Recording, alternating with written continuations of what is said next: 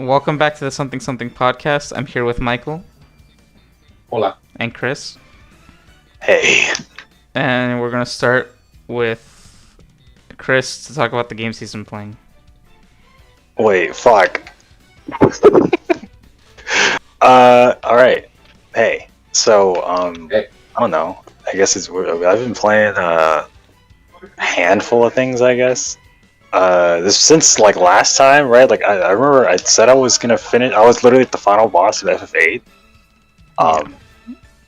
I did that, and my opinions are exactly the same. So we don't gotta go over that.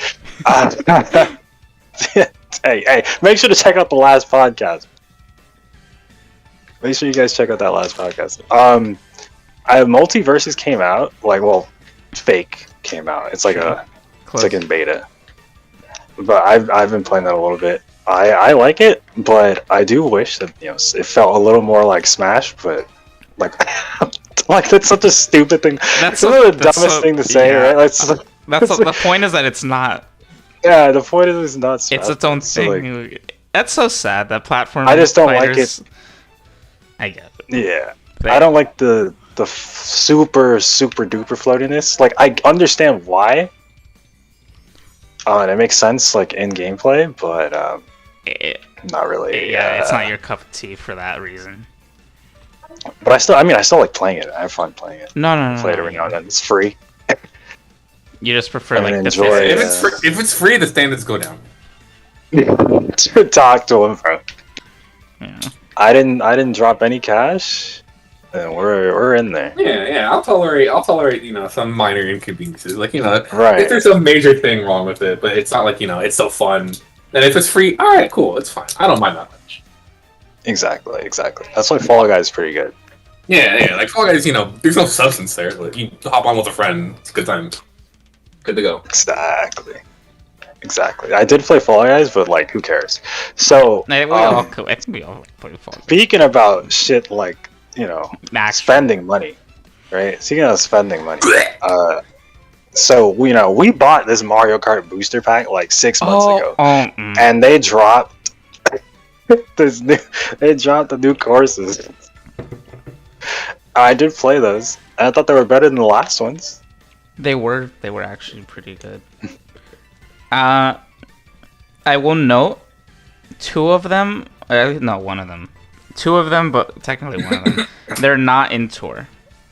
Like one of them is going to be in tour, but the other one isn't. So. And that's honestly that gives me a little more hopium that they're not just yanking it from tour. Now they're still they still look like GameCube games, but I think the reason people don't like is literally just because we have a standard of like the original courses. Yeah, if the original courses also looked like that. And the original DLC characters. The original DLC courses that are also like really nice. As someone who's like didn't pay for it and like wouldn't pay for it even if he had the opportunity to, it's a little conflicting to me. You're paying for it, so you should get quality, but at the same time you're driving, you're not really looking at the course. So it's kind of like I see why they wouldn't make it 4K 144 frames per second. Well, I mean, all the other courses are like that. Mario Kart 8's one of the best looking Nintendo games out there. Yeah, at least halfway now. At least half. It's only half now. Yeah, I definitely agree that they don't look as good as the actual courses. Yeah, it's so. That's what happens when I just stealing from the mobile game. A lot of people don't. No, go ahead. No, that's it. That's fine to say. A lot of people don't. Until now, I feel like a lot of people didn't really appreciate how good Mario Kart 8 looks. Well, that's because they didn't play it. They didn't have a Wii U, bro. No, I mean even in Deluxe, and now that these like new. Oh, okay. These new courses come out, and all of a sudden, standards are like through the roof. They're like, wait, I need my HD 4K courses right now. Come on, bro. That grass looking a little different. Although it is true. The new one. Why that cloud trip like that? Honestly, the best looking one is probably the new one. The ones that aren't based on tour yet. Oh yeah, the that ice level looked really nice. Yeah, it was really nice because it didn't feel like, It's because they had to make the ground up assets. Oh, and they did change Calamari Desert. They Did they? Remember, there's like we go through the train tunnel now. Oh yeah. It's like a different stage now. Okay. So like maybe that stuff like that's gonna come too. I haven't played Mario Kart Tour past like a certain update, so I don't really know how much they changed the courses anymore. So hopefully we see more stuff like that. Yeah, I mean, and that is I don't know. I think Tor looks fine because it's in Tor. It's fine. Yeah. It's just compared, and it is what it is. I've been playing some Sonic games, but you guys gonna have to go ahead and check out my channel for that one. You know what I'm saying? Casual Chris, youtube.com/Casual Chris. He's currently on Shadow the Hedgehog right now. Go ahead, Mike. Not only has he been playing Sonic games, he's been playing Shadow games too. Yeah. We're currently on the first Shadow game in the franchise. The first Shadow type game in existence. We'll get to the second one in a few months because forces. Will you be playing? Is that That's the next Shadow game? Technically, Shadow main character, yeah. Oh no, 06, sorry. Yeah, I feel like 06 was closer to that. Yeah, sorry, my bad. I forgot. 06 has a whole ass Shadow story. Yeah, my bad. I'm sorry. So yeah, I've been playing those. Maybe we'll talk about that eventually at some point. I have thoughts. Yeah. But for now, that's just a mention. Yeah, go ahead and check it out. And yeah, that's it. All right, that was good. I have been. I can't believe you guys let me do that. Do what? Y'all know what I've actually been playing, right? Yeah, I know what you've actually been playing.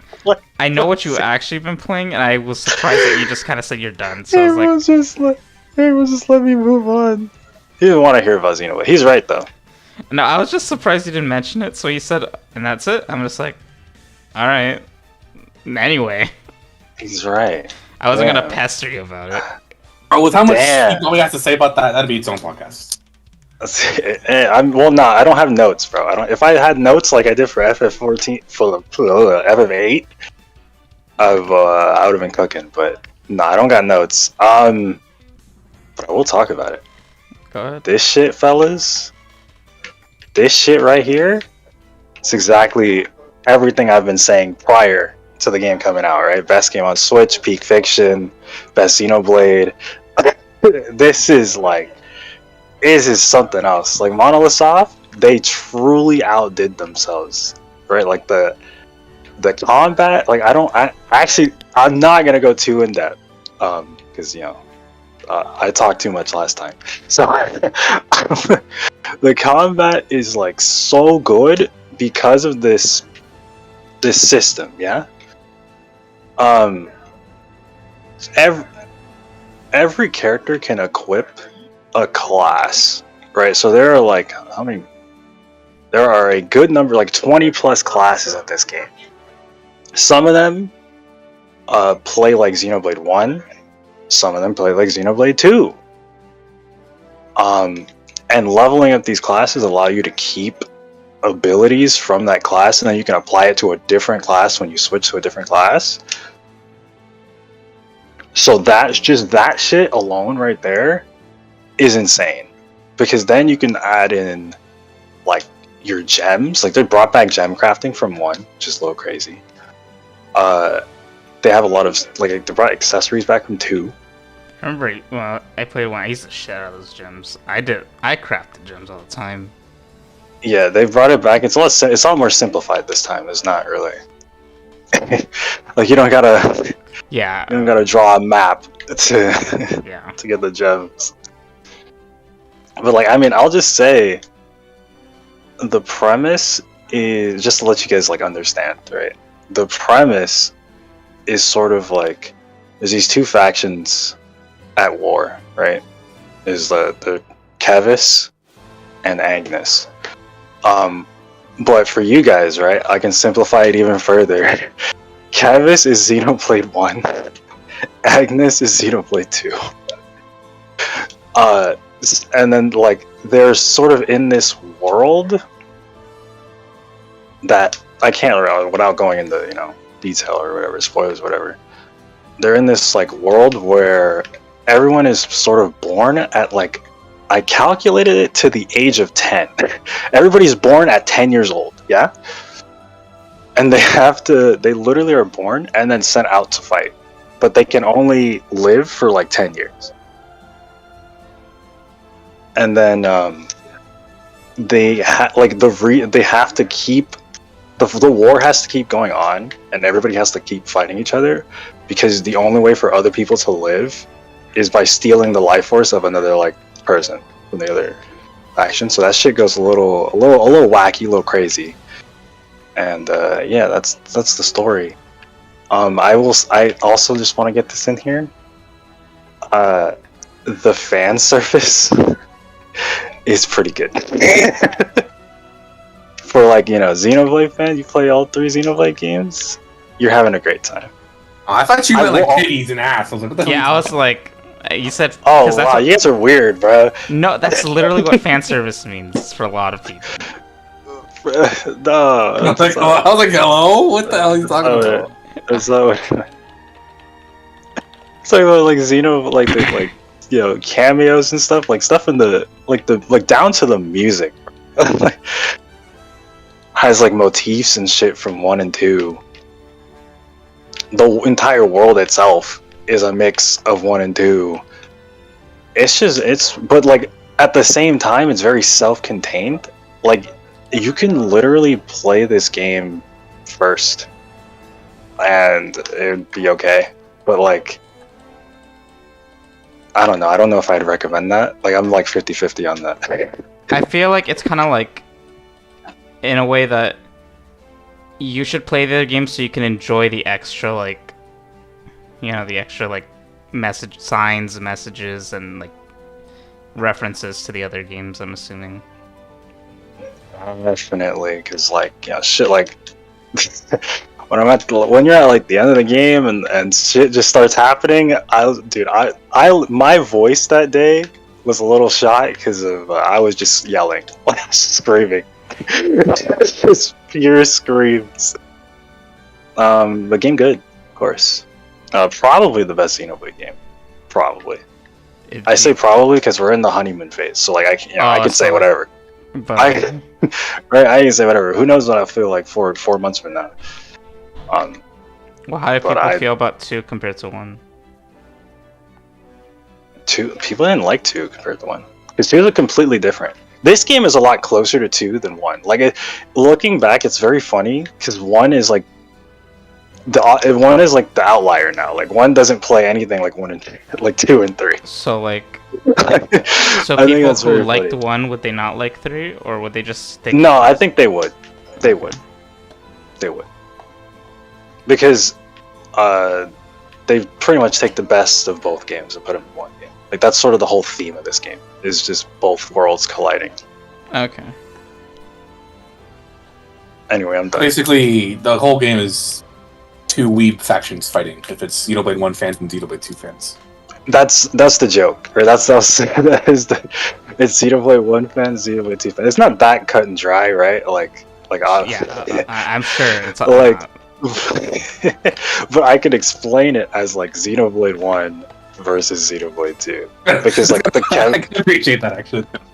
Yeah. I'll make sure to pick a side. But yeah, it's cool. No, you don't have to pick anything. Don't worry. But I mean, Twitter already picks I'm picking a side. Yeah, Twitter picks their sides. That's like, dude, anytime anybody talks about Xenoblade 2 on Twitter, it's just like, hey, you know, what about this, and that? And then someone's like, oh, but in Xenoblade 1, and then it's just over. Like, it's just, everybody just starts fucking yelling at each other. Hopefully, I haven't actually seen the reaction to 3. I really hope that this is like that this brings everybody together. This brings peace to the world. I hope so, because... Yeah, I hope so. It's really bad. There's gonna be an image. when a lot of people, when the casuals beat the game, right? Because I'm like a freak, so like I'm done with the game. But normal people won't be done with the game yet. When there's an image, right? When that image gets out, I'm ready for the Twitter's reaction for that image. I really am. Is this the definition of fan service? Yeah, my bad. I guess I can't. Maybe I know what you meant. Like now, I know exactly what you meant. It's just that is like what they mean by fan. It's because that's where it originates from. I caught on seconds after. The initial thought of it. I'm sorry. Maybe I used the wrong word. Maybe there's a better word for that. No. It's. I get it. It's. I know you, so I know you didn't mean that. I know you didn't mean that. I just thought it was funny just saying it. You know, it's like God. I mean, at least Xenoblade 2, you know, we had both types of fan service. Right? Yeah. Well, hey, that game, same with that game. Xenoblade wasn't popular until that game. Hey. That's it. Sometimes you just need some titties on the box art. Unfortunately, that's very much toned down in this game. So you're not going to be seeing any of that. If that's the outlier, I can appreciate it a little more. Yeah. Characters are great. On the box art, she's literally turned her back. Shush. Characters are great, quests are great, story's great, gameplay's fucking peak.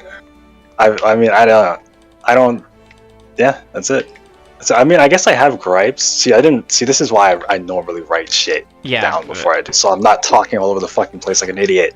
Well, if you want, like, I'm assuming by next month the honeymoon phase would be over for most people. So then you could, like, really think about what you don't like. Oh, I know what I don't like. Oh, well. I think they shouldn't have done the, like, oh, newcomers can enjoy this kind of thing. I wish they just went balls to the walls. Oh, you didn't play 1 and 2? Sucks. Like, because for me, sometimes I feel like it sort of holds back from from going cray. The 2's complaint, a big complaint from 2 is addressed here. I guess this isn't a bad thing, I guess, right? And in hindsight, it's not a bad thing, but this game, make sure you know how to play the game. Like, the tutorials are like in your face, like, hey, know how to, hey, do this, do that. This is how you do this. And they do not let go of your hand until you know how to play the game. And Michael's played 2. He knows that the tutorials are like, yeah, you know, you hit him with that thing, and then you do this, and yeah, that's it. Bye. So, in this game, they definitely bogged down on that.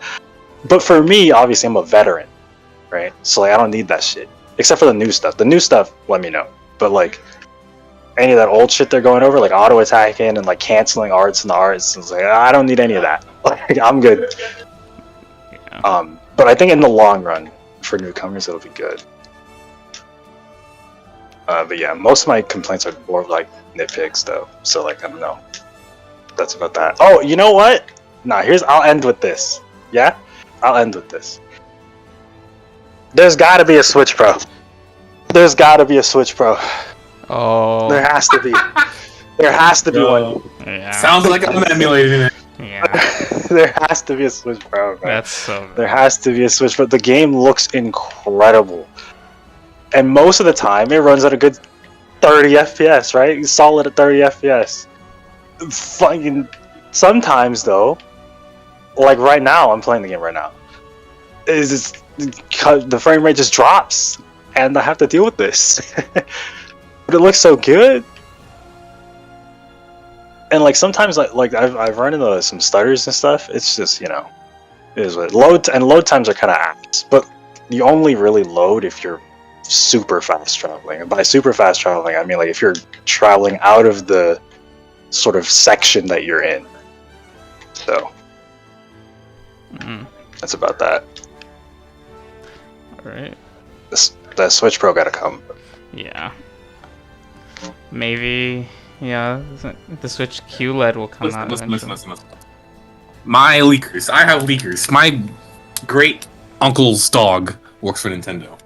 Okay. They're saying Switch Pro. Okay. 2026. The Switch Pro is real. Oh god. 2026. I don't know if I can wait that long, bro.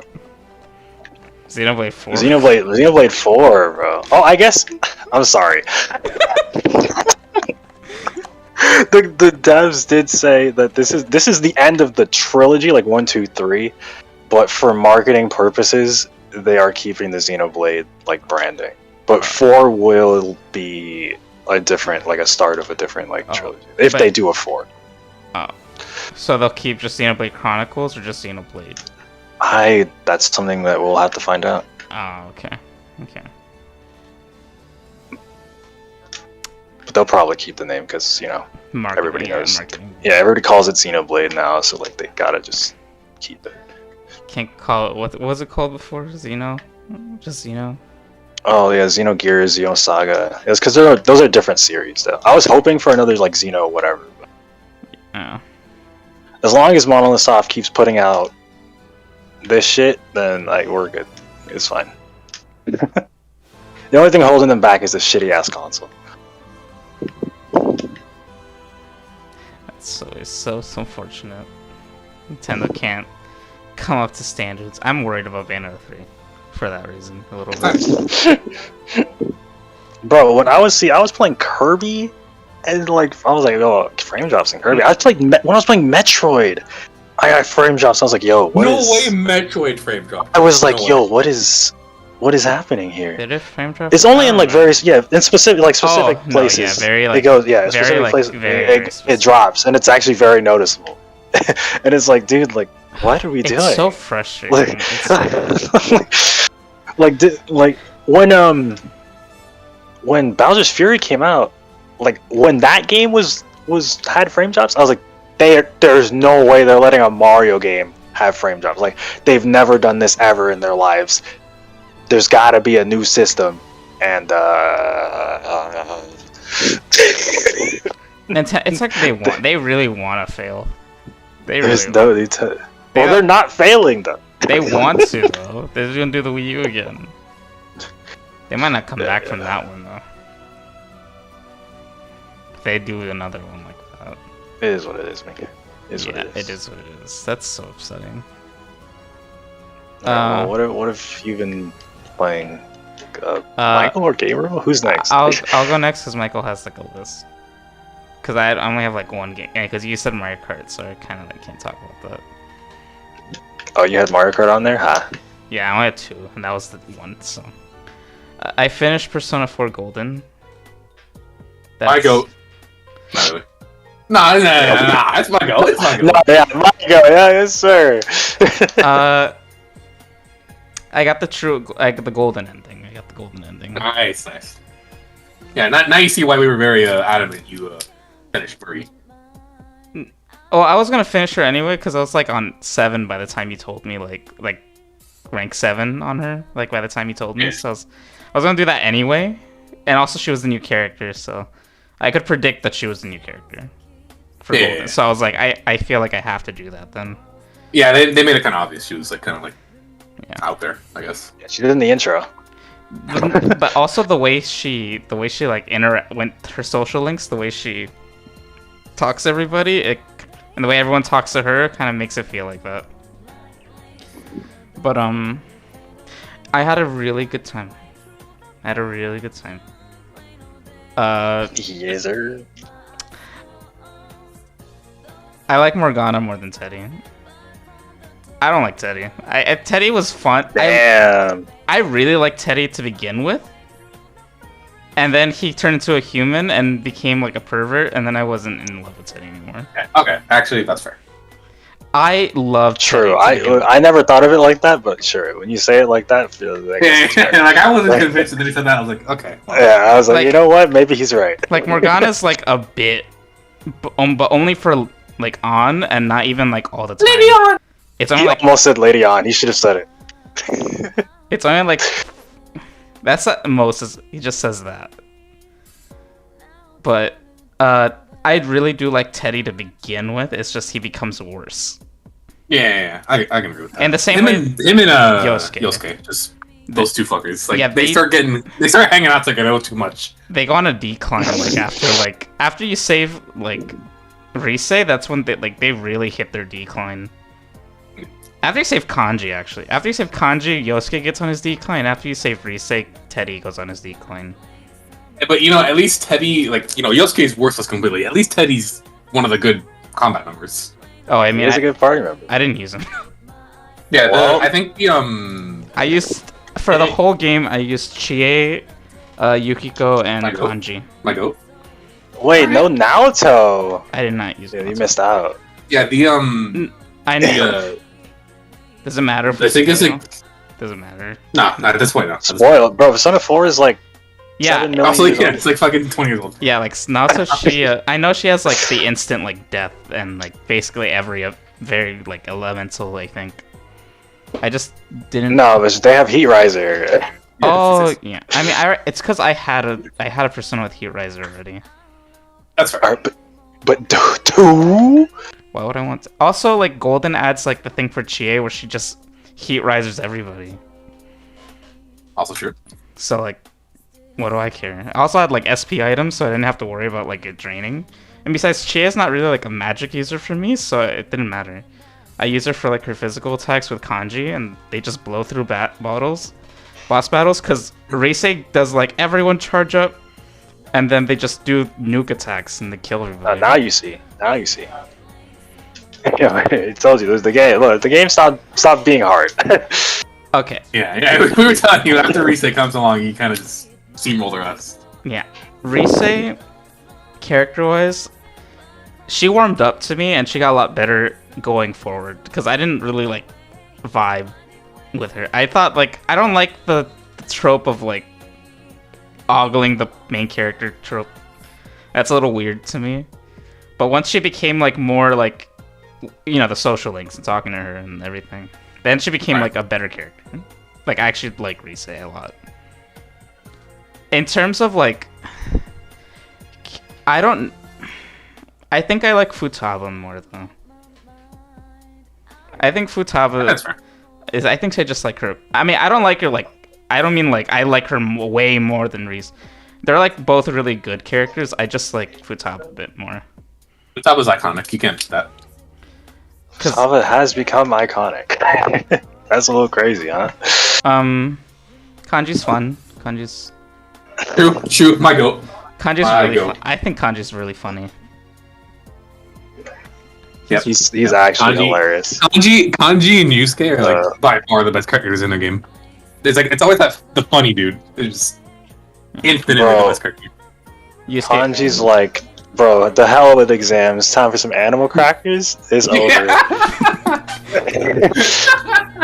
When he had to ride the bike with Teddy and roller skates because they didn't have like their fucking their scooters. That was so funny. Oh, bro, the rebirth of Venus because he had to do the seaweed. He posed for it. Oh my god. The fucking pose too. Oh my god. Yeah. So I don't know why, but I think this is my first like actual real taste of Reddit bad, like really bad. So what the hell is Reddit bad? Oh, sorry. You continue. Oh no, Reddit. It just means that Reddit is a bad website because it's just bad people and bad opinions.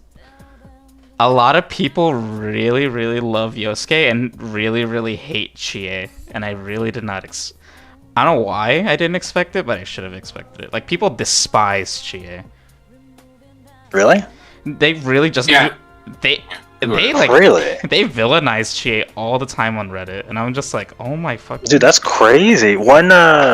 When 4 dropped on PC, I remember, all the people that have never played the game before are like, they were loving Chie. Oh, that's just because they were like 3 hours in the game. And she has Galactic Punch. What changes? Nothing. They just get tired of her. They actually play the game. Chie is fun. I like Chie. Galactic Punch is base. That's the most like that's the best. Just insta kill. Why doesn't everyone get an insta kill? Why is Chie the only one with an insta kill? Does Naoto have an insta kill? No. Cause Chie just like. I think everybody else. Yeah, she's the only one with that. That's everybody's team attack is different. They like do a different thing. But I'm pretty sure people love Yosuke and they don't like they hate. They think Yosuke's the best like bro character in the Persona series. Like that's like a common opinion. Even I like Ryuji a lot better than Yosuke. I actually feel bad for Ryuji on a lot of occasions. But I don't feel Ryuji might be the best one, you're right. I don't feel bad for like Yosuke. I don't feel bad for him. A lot of his like his social link, since I did it early, kind of I feel like that contributed to me not liking him anymore. Because once I finished him, he got worse in the story. So then it's like the decline. But I feel that.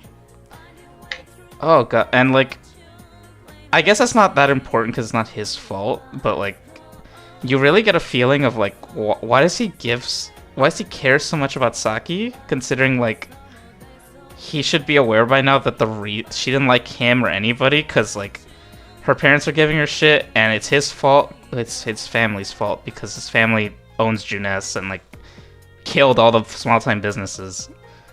So Saki's obviously upset about it because she's like, my family's giving me shit because of you and you're annoying and all you do is like harass me to ask me out.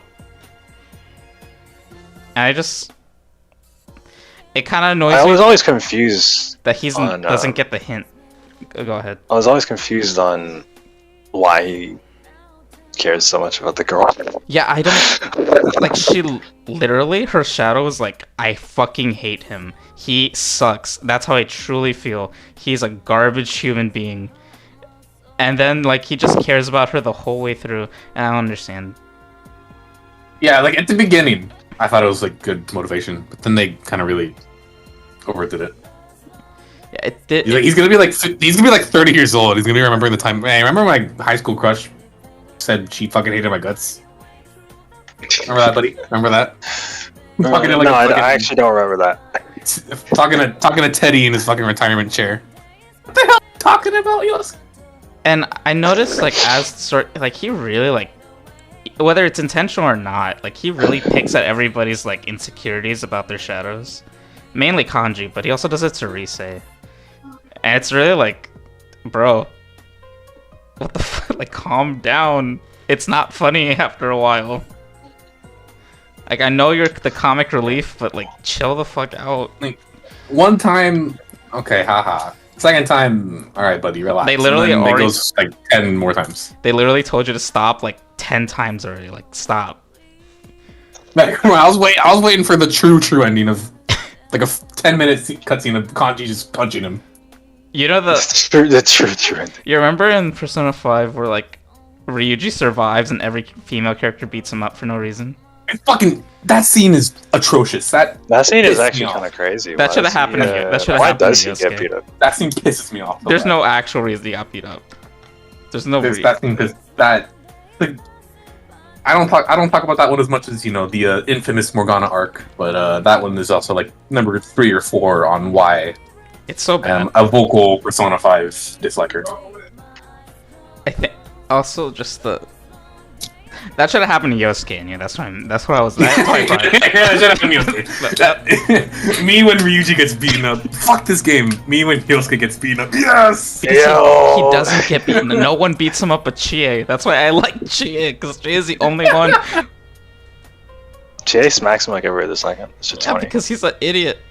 Like, does everyone forget that he's like a massive pervert who try to like see them like in bikinis, like stay one? Like he's like, bro, the fucking cutscene where they're like at the vacation thing, not the vacation, the Steam field trip, doing the community service. Yeah.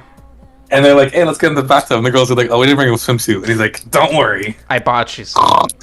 I bought you some, and I even checked to make sure they're the right size. Don't worry, guys. I got them for you. I hated that. I was like, oh my god, bro. Like it's in, you know, horny high schooler. Nothing's new. Yeah, we expect that, but like, I don't need to see it in half the scenes. It happens all the time. Bro, they don't know what else to write, bro. Because Yosuke's a bad character. He has nothing. Atlas moment, bro. They wasted. Yeah, it's just like all the other, like, you know, little slice of life. Like, because, you know, Persona 4 is big on, you know, the slice of life. It's not not nearly as serious as 3, and then Persona 5 is a little more serious as well. Persona 4, they're just Scooby-Doo gang chilling. Yeah, it's fun. It's a fun word with friends. Yeah, and they're all, most of the characters are good at just acting like actual, like the thing I praise about Persona 4 the most is like you come out of there and you're like, damn, those are some really good friends. I actually missed them a little when I finished. I was like, oh my god, I kind of want to know more. Like that's like such a comfy game, but Yosuke is just like not like he's just like fucking misfit. I don't miss him. I feel like you take him out. What do you lose? Nothing. The comic relief. But the game's you already. You lose TA's ability to kick someone every 10 seconds. The thing, it's so funny because the game is already lighthearted, so the need of a comic relief is kind of like unneeded. Yeah. Because everyone else is funny. Like they have their funny moments too. Oh, Yukiko. Speaking of that, have you watched anime yet? Or are you still? I'm halfway through. I'm halfway through. Oh, that's a god tier. Yeah, now you realize why we talk you up, the main character. You is go you, bro. That guy. He's in the anime. He is so funny. He's so funny. He's so goated. It's so crazy how funny he is. You're not. He hasn't gotten to one of my favorite scenes from you yet. Because I don't think he's seen that character. I just finished the summer vacation episodes. The one where Nanako's a detective. That's where I'm at. Oh my god, it's funny. I posted a line from it in like our server. It was just like Nanako sees the boy that's like alone. It's like, wow, he looks lonely, and then walks away. Like literally looks at him. He's lonely and walks away. Teddy's life is very hard. That was funny. Dude, I was crying. That was so funny. That was good. That anime's so good, man. It knows what Persona 4 was about and multiplies it. So far, they did a really good job with that one. Yeah. Yosuke's not as bad in this either. Like they tone Yosuke and Teddy down a little bit. I mean, I think in part it's also because they don't have as much time, so they have to take out some of the fluff, and that's really all Yosuke is, fluff. Yeah. So like, he's not as bad in the movie. Do you like Murray, Michael? Because you kind of like. Yeah. I don't like Murray. She's not my favorite, but I like her. I think she's. I really like her dungeon. I really like her dungeon. Oh, I don't like the mechanic of the dungeon. I don't like the mechanic of the dungeon, but like her personal development in that dungeon, I think. Oh, her dungeon sucks. Yeah, the mechanic. No, Chris never did that. The first thing I told Chris when he said he never did it, I said you didn't miss anything. You missed the boss battle. That's what you missed. No, I missed the song, man. Yeah, you missed. Oh yeah, good song. That song is really good song.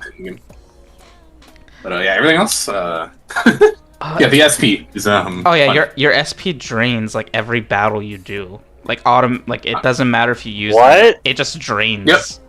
Yep. Maybe I don't need to do my second playthrough. It drains not a good mission. It drains like exponentially, doesn't it? Like it cuts in half. Mm-hmm. Yep. Or like I don't know. It just does it. Who knows? Oh, not only that, but you don't have any of your gear and you don't have any of your weapons or your like accessories. Huh? They give you like mock-ups of everything. Oh, is it because you're on the vacation? Yeah, you don't have anything, and you only have one day to do it. You have to like do it in one. Yeah, you have to do it on that day. Huh? You don't even get to like go back. At least can we say this? Gameplay-wise, Persona 4 some ass. Yeah, you can say that. Can I get away with that? Yeah, no, that's fine. No, you can go. Yeah, Persona 5 is definitely better in gameplay. A lot better, actually. Although I do like shuffle time. I actually really like shuffle time. I think that's fun. That's a fun little mechanic. I don't like that. Yeah, and they tried. With what they had, they tried. I don't like that that's the only way you can get personas, but, the rest of it is fun. Cool. Like boosting the XP you gain or the money, that's good. Alright. Here's the important question, Gabriel. Mm-hmm. You played Persona 4. Yes. Are you going to play 3 now? Probably. Actually, probably. I liked 5, I liked 4, so I feel like I'll like 3. Yeah, no. I know it's like I know it's a regression, like in terms of like gameplay or at least mechanic wise. Actually, I was gonna say that different from 4. But 3 to 4 is not a big difference. Like 5 is rebooted the series. 3 and 4 Yeah. kind of the same game. My plan is to like wait when it comes out on Steam, and then a modern community gets like touching it. Yeah. And then play the one that's everyone says it's better, but they didn't port. Yeah. I'll just do that one. Yeah. It's a really good thing, and also the movie adaptations, they're not as good as Persona 4 anime, but they did a good job with the movie too. It's only Persona 5 anime that sucks. All right. Who did you date in the game, Michael? Reset. That's that one wasn't that wasn't much of a choice for me. I like Chichi though. I mean, I like all of them actually. Yukiko's a little boring. But... No, I picked Yukiko, but like only because like I think she was the first girl I tend, and then I was just like, okay, sure. Just do it. Like, okay, whatever. Sure, I mean, why not? I don't mind her. I think the love thing is kind of sweet because she's like, yeah. I think her and you fit well, if that makes sense. Like they contrast each other better than the other characters. Yeah, she's a good character. I think it's just her social link that was kind of just a little boring. Yeah, because it goes from I want to leave, and then it goes to I actually don't want to leave. I want to stay here and it's that happens. Make your mind up, bitch. Yeah, it happened to Risa. I think Risa does. Yeah, Risa's I don't want to be Risa. I'm not gonna be Risa. Actually, I'm gonna be Risa again. But I think it's more about understanding. Yeah, Risa's I thought was more impactful. No, I get it. I get all of it completely. I just think it's a little funny that it goes from all of them go kind of from that's not me, never be me, to oh, that was always me the whole time. Yeah, I mean I guess that's the point because the shadows are that's the whole point of Persona 4. But then wouldn't accepting the shadow already mean they went through that? They know that's. Oh. Well, in the moment, yeah, but I didn't realize how I should have realized. Actually, I should have realized. A lot of people don't think Kanji's gay at all, and I think that's fun. That's crazy. Yeah, I don't. That's some real copium of a lot of people. Definitely. What is that actual what? People do not think he's gay at all. They think he's 100%. Atlas would never make him gay. So yeah, that's the only thing stopping him from being gay is Atlas. 100%. Go into the mind of the player, he's gay. It's pretty funny because there's a lot of at least bisexual, at least bisexual. Oh, yeah. Because Naoto, but Naoto's a girl. Man was like, whew. Yeah, thank God. But you notice that in the after in the golden cutscene where he's grown up, he has black hair, he looks really bad, awful. Kanji did not glow up at all. Kanji glowed down. He dimmed. That was not a good. He glowed down. That was not a good. He's being true to himself. No, that's good, but it didn't look good. But there's not really a moment where he interacts with Naoto there. And Naoto all of a sudden is more feminine now, and convenient that Kanji doesn't. Conveniently doesn't care anymore. It's oh. He cared a lot when Naoto looked like a boy, but yeah, who the fuck is this? Get out of here. Also, did you know that Naoto was a girl? Did you know? What? Naoto's a girl. I did know because I had it spoiled. On the beginning? You're asking me at the beginning. Oh yeah, no. No. Okay, I thought that shit spoiled years before I played it. I didn't. I had literally years before I played the game. Yeah, exactly. I didn't have it spoiled. I didn't actually have it spoiled. That's good. That's good. I can imagine it's a lot more impactful when you actually don't know. No, here's the thing. I saw her and I was just like, oh, that's a girl. And then they all called her Kun and him, and I'm like, oh, okay, I guess that's a boy then. All right. And then she got revealed to be a girl anyway, and I was just like, what?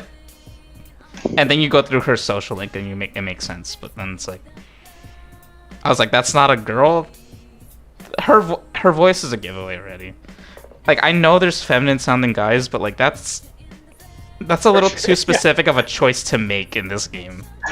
Oh, her voice actor really gave it away. Yes, she just sounds like a girl with a gruff voice. That's sounds right. I like. She's Naoto. trying so hard. I like Naoto a lot. I think Naoto keeps the party from being idiots.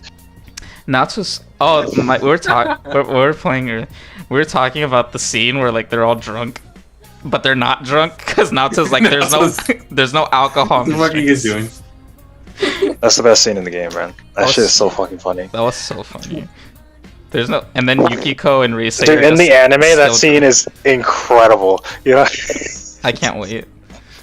I'm excited for a lot of the scenes that I haven't seen yet. They're coming up. Oh, I guess I could finally see the social links that I didn't do in the anime because of the summer thing. Right. Yeah. Does that even happen? Yeah, in the summer. Oh, I guess so. Yeah. That was actually a really good way to handle it. Yeah. You kind of mix them all together. Yeah. It's funny in the anime because like Yu is basically doing what the player was doing. He's like running all over the place, doing all this shit, all this random shit. One day he's going fishing. It's just like it's exactly how it feels when you play the game. I never went fishing actually. There's no need or bug catching. This guy. Yeah, I did bug catching like twice. I was like, okay. There's no the need first time I to played do Persona 5, I didn't know that game had fishing. it. That's crazy. No, because I think the scene with Ryuji's birthday. Don't you have to go on Ryuji's birthday? Nope. Oh no, because you have to. That's a choice to go with him. Mm-hmm. Yeah, because that's like a little what do you call it? Social links thing. Yeah, and I was probably trying to max out somebody else. Yeah, you go with him to that, and then you also see you see your teacher there too. Yeah. The fishing place in Persona 5. Yeah. Yeah, I mean, I saw it, and then I never went there anyway. The location. Actually, I think on my New Game Plus I did it a lot because that's a good way to earn money there. I think I did that for like Is there achievement for that? I think. Yeah, there's an achievement, and yeah, that's why I did it in New Game Plus. That's why I did it. In vanilla, there is. I don't know about Royal. There probably isn't Royal too. I think there is like go fishing once or something, and the maid cafe. Yeah, I didn't do the maid cafe either, but. Maid Cafe, I never did that. In vanilla, there was no trophy for that, so I never touched it once. I don't know. I don't even know what it is. Anyway, I don't remember.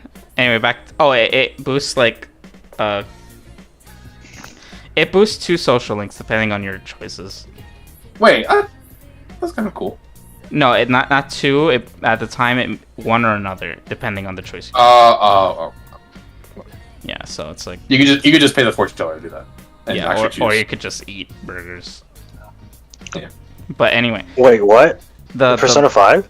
Yeah, the burger place that you just gain. You gain like courage and diligence or whatever. Oh yeah. Something else about Persona 4 Gold. I did all of Margaret's stuff, but I didn't beat the final bosses, so I didn't get to fight Margaret. Yeah. And I don't feel like that was a waste either. It was a shame. Oh, you're not missing anything. Yeah, it was just a shame. Yeah, in Persona 5 I beat the twins' ass, but in Persona 4 and 3 I don't really care to do. No, I want to do 3 because I know her. The girl. That one is like supposed to be like fucking stupid. Ultra mega. She cheats. I gotta know. She's a cheater. I gotta know who's the monster on the like Persona 4 script writing team that has like rude or mean answers to whatever Nanako says. I gotta know who wrote those lines. Yeah, there's that one villain. What monster would say anything mean to Nanako? What, you're not about that, bro? I was actually pretty. I was like, who would say that to Nanako? I guess we're brushing past like such a like big quote unquote part. Adachi. Did you see it coming or not? That's my goat. I saw that is my guy though. He's funny as hell. I still fuck with that guy. Not really, but you know what I mean. Yeah. I had to stop myself. I fuck up. Yosuke, bad character. Adachi, Adachi though? I just mean like as a villain, like he's a good ass character. He's a good ass villain. Yeah. You can like villains, bro. Leave me alone. You can like villains. I'm not saying you can't. I'm just saying like Yosuke bad. I said that so bro. This is twice this podcast. This is twice. Adachi sexually harasses and murders women because they didn't date him. Base. Twice. Yeah, hell yeah. Oh my god, help me. Anyway. Here's the thing. I didn't see it coming, but in a way, not in an obvious way at least. Like, did you ever have a feeling you could tell something? Because it's the way he's designed. I kind of looked at him, was like, huh. I looked at it, like, the way his face is shaped, it kind of felt like... It just gave this feeling of, like, they're gonna use that for something. They're gonna make his face look weird at some point. Because he has, like a dent in his, like, the side of his face because the way the portrait is drawn. Oh, and not to mention that he talks about the murder every fucking day, despite... Like, I don't think someone's that stupid. Unless... Yeah. Things Bro, made... what about those murders, bro? Although, there's some things I forgot. I probably forgot while playing, but... Why did he arrest the Rise fan? If he knew that the Rise fan not only didn't do it, but also, like, there would be no proof. Like, I think what? That one, I think, actually could made a little more sense to, I guess maybe like the people who actually live in Japan, because this one's like a little not noted at all in the actual game, but like something known about Japan. You gotta fight fucking hard as hell to not get a guilty verdict. The police over there will push you to just say you're guilty. They very rarely have anyone come out innocent from charges. And so I kind of think the angle they were going for was Adachi just wanted to get this dude into the court system, make him plead guilty, and then that's that. No one ever suspects him again. Okay, that makes sense. I kind of think that's what was going to happen in there. Yeah, it was probably just him trying to cover it up. But what spoiled it for sure was when I got to like around like September or October. I forgot when it was. It was after the dungeon after Rise's. The weird guy we saw from the beginning who hit on Yukiko and Yukiko was like no, and then he killed somebody. Yeah. Weirdo. He really did that. Real weirdo. I don't. Awesome. That was weird. Anyway, after that, I was like, is there like a time? Because like I haven't been like connecting too much to Nanako because I needed like a higher like expression or something. So I looked up like what the cutoff was for social links, because I know in Persona 5 there's cutoffs for people. So I looked it up for them, and then they're like, the only people with cutoffs are Dojima, Nanako, Adachi, and Murray. So like by process of elimination, I was like, why would Adachi have a social link that is this like guy? Why would he have that? There's something up. At that point, that was like, I was suspicious. I thought it was Nanako. Oh no, yeah. Yeah, I definitely thought it was Nanako too. So, like, if you actually select like in that like little thing where like Nanako fucking choosing, like, dies. Nanako dies. I know. I'm aware. No, and not only that, but like when you're like choosing, like, you know, I'm not seeing where you're like at the ramen shop and you're like trying to choose who you think the villain is from like off that list of all the characters. Mm-hmm. If you choose Nanako, the game basically fucking the game calls you an idiot. It's like how the fuck did it be Nanako? They're like, yeah, bro, Nanako, yeah, all right, bro. That's literally them. I did pick Adachi from that. Oh, I found the guide that was like no spoilers, but said what to pick. Like at that scene, because I knew, like you said, like I'll know. Yeah, I figured. Yeah, that scene like we're in front of like the TV. Yeah. Yeah. Trying to get like the guy who you thought was the killer in front of that TV. Yeah, that was the stupidest fucking. I was surprised at how specific you have to be. I was like, Jesus. It's bad. Yeah, that's like the worst part of the game. Like the whole like way to get the ending is probably the worst I've seen in any game. Yosuke has a fucking blood like. Yosuke was out. Like he's. Like, I want bro, blood on my. Honestly, bro, I was out for blood too. I was surprised. I was a little surprised. Blood, Nanako was down. I was ready to swing. Oh yeah, true. I was really upset. I didn't want to kill him. I didn't want to kill him because it just didn't feel right. Also the fucking the guide, but I was like, Let me punch him. It feels unneeded considering Yosuke's reasoning, where he's like, he killed Saki. I'm like, she didn't give a fuck about you. Why do you care so much? Was that actually his reason? That's basic, because he killed people, including Saki, and it's just like, bitch, she don't care about you. She don't care about you. It was kind of crazy. Honestly, the revelation of like him trying to save people because he thought, that was kind of crazy. I was like, oh my god. Wait, wouldn't he still get like charges because he kidnapped Nanako anyway? Like, I was kind of surprised. Like, I know like Adachi admitted to everything, but he did like kidnap Nanako, so there's like, isn't that a crime? Like, they said it was a crime, so I'm surprised he got like nothing. He should be in jail. Yeah, he should probably be in jail, just for at least for kidnapping Nanako. And everybody, like, he kidnapped everybody. Like, literally, he kidnapped everybody. I think he admitted it too, so it's kind of weird that he didn't get like arrested. Yeah, he's getting blown back. No, well, no, not really, but well, you say. Yeah, no, I'm pretty sure he doesn't get too much. He the golden ending, he runs for mayor or something. Oh yeah. And people like him, so it's like I think he's just gonna become mayor. Well, that did happen. That's true. Fuck. Oh well. I liked Kanji Social Link was fun. I actually really liked it. I like the like. Kanji's really sweet. Like, he's just a really sweet guy. Like really caring. And in Persona 3, the like the comedy relief best friend and the best friend and the comedy relief, they're both in the same character, but that guy, like, for once is actually goated too. So is it my guy Junpei? I think that's my guy Junpei.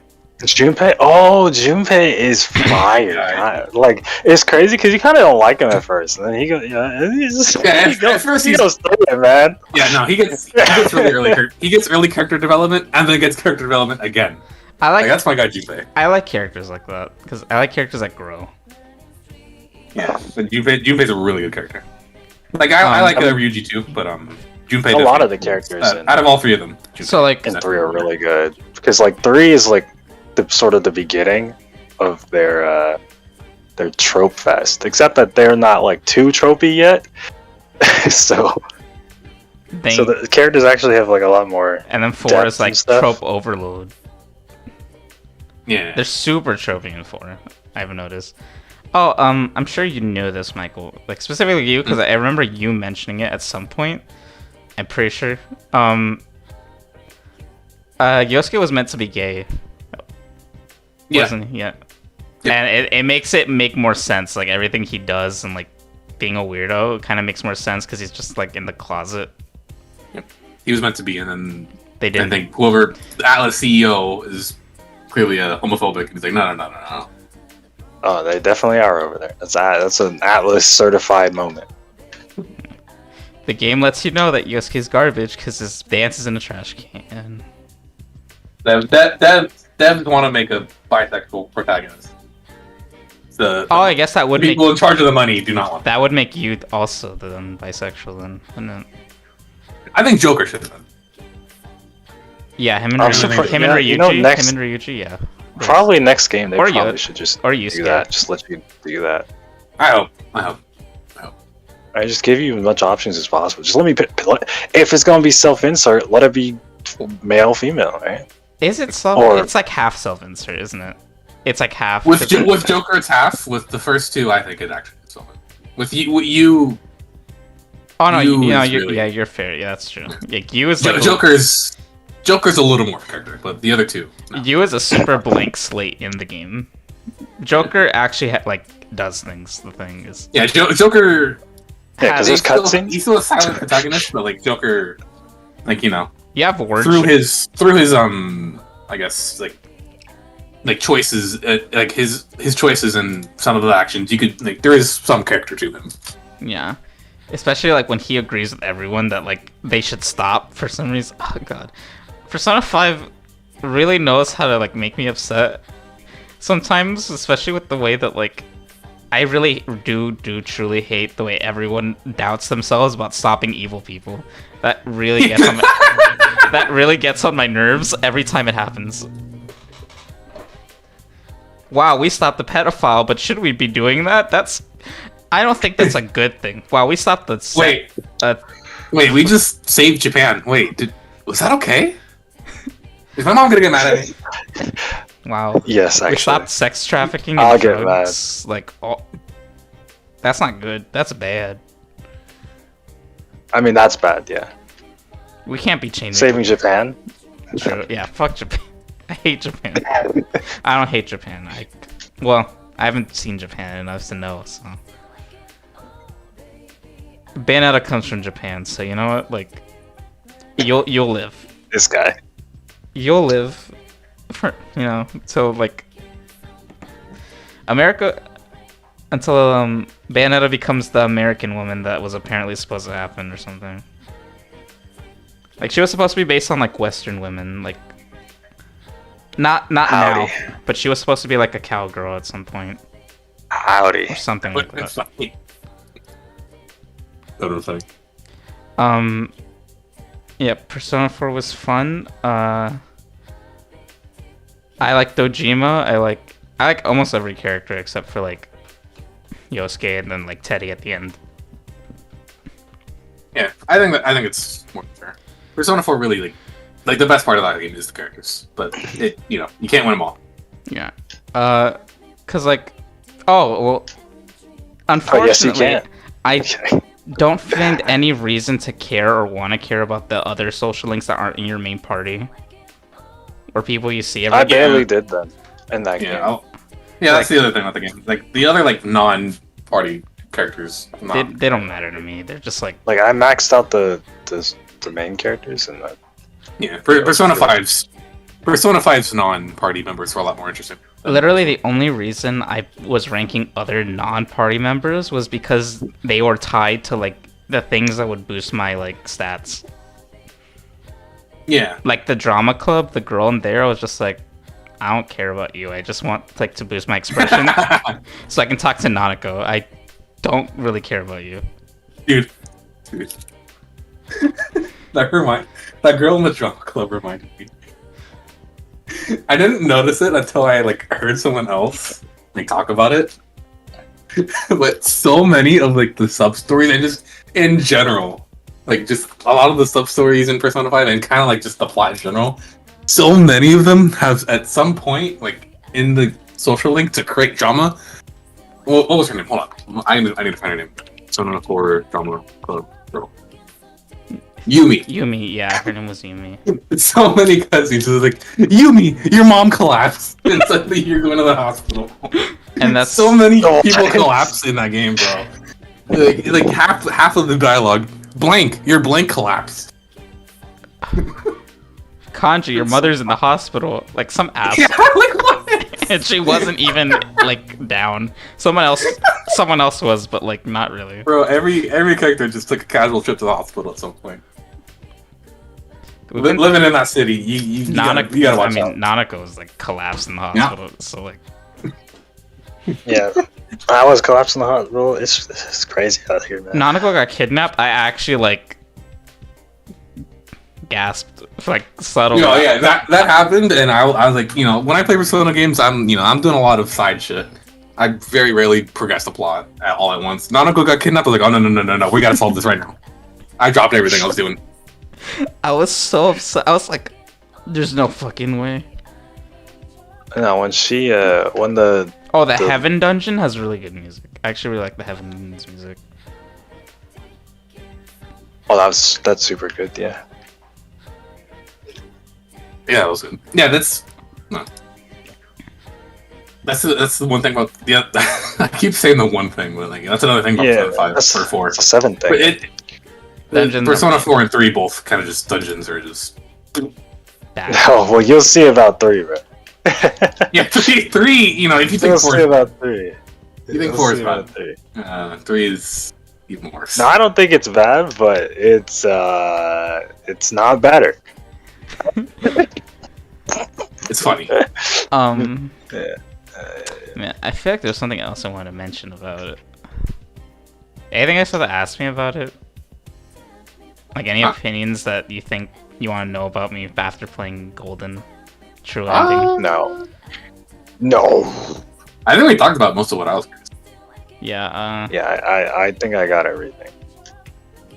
was it? There's something. I feel like there's something I'm missing. Specifically.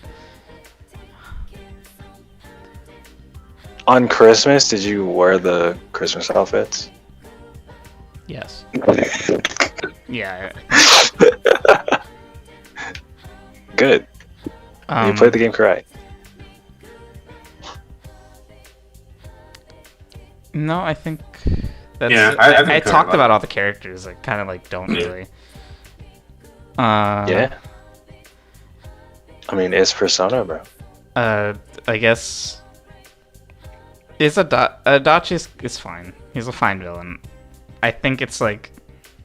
It was a little slightly out of nowhere though. I think I was kind of surprised. I was like, "Whoa!" out of all three games, I do think Adachi is probably the best villain. I had to struggle a little bit there. I was thinking of the other ones, but I think I could. I'm sitting here like, who even are the villains? Yeah. Persona 3, you're. I think Persona 4. Persona 3 is interesting, yeah. And then 5 has like 50 villains. So. Yeah, but the main villain is kind of like just another one, kind of like feeling. Yeah, when I thought of 5 villain, I usually think of Akechi, and I don't like Akechi. But he's not the villain. The guy is just daddy issues.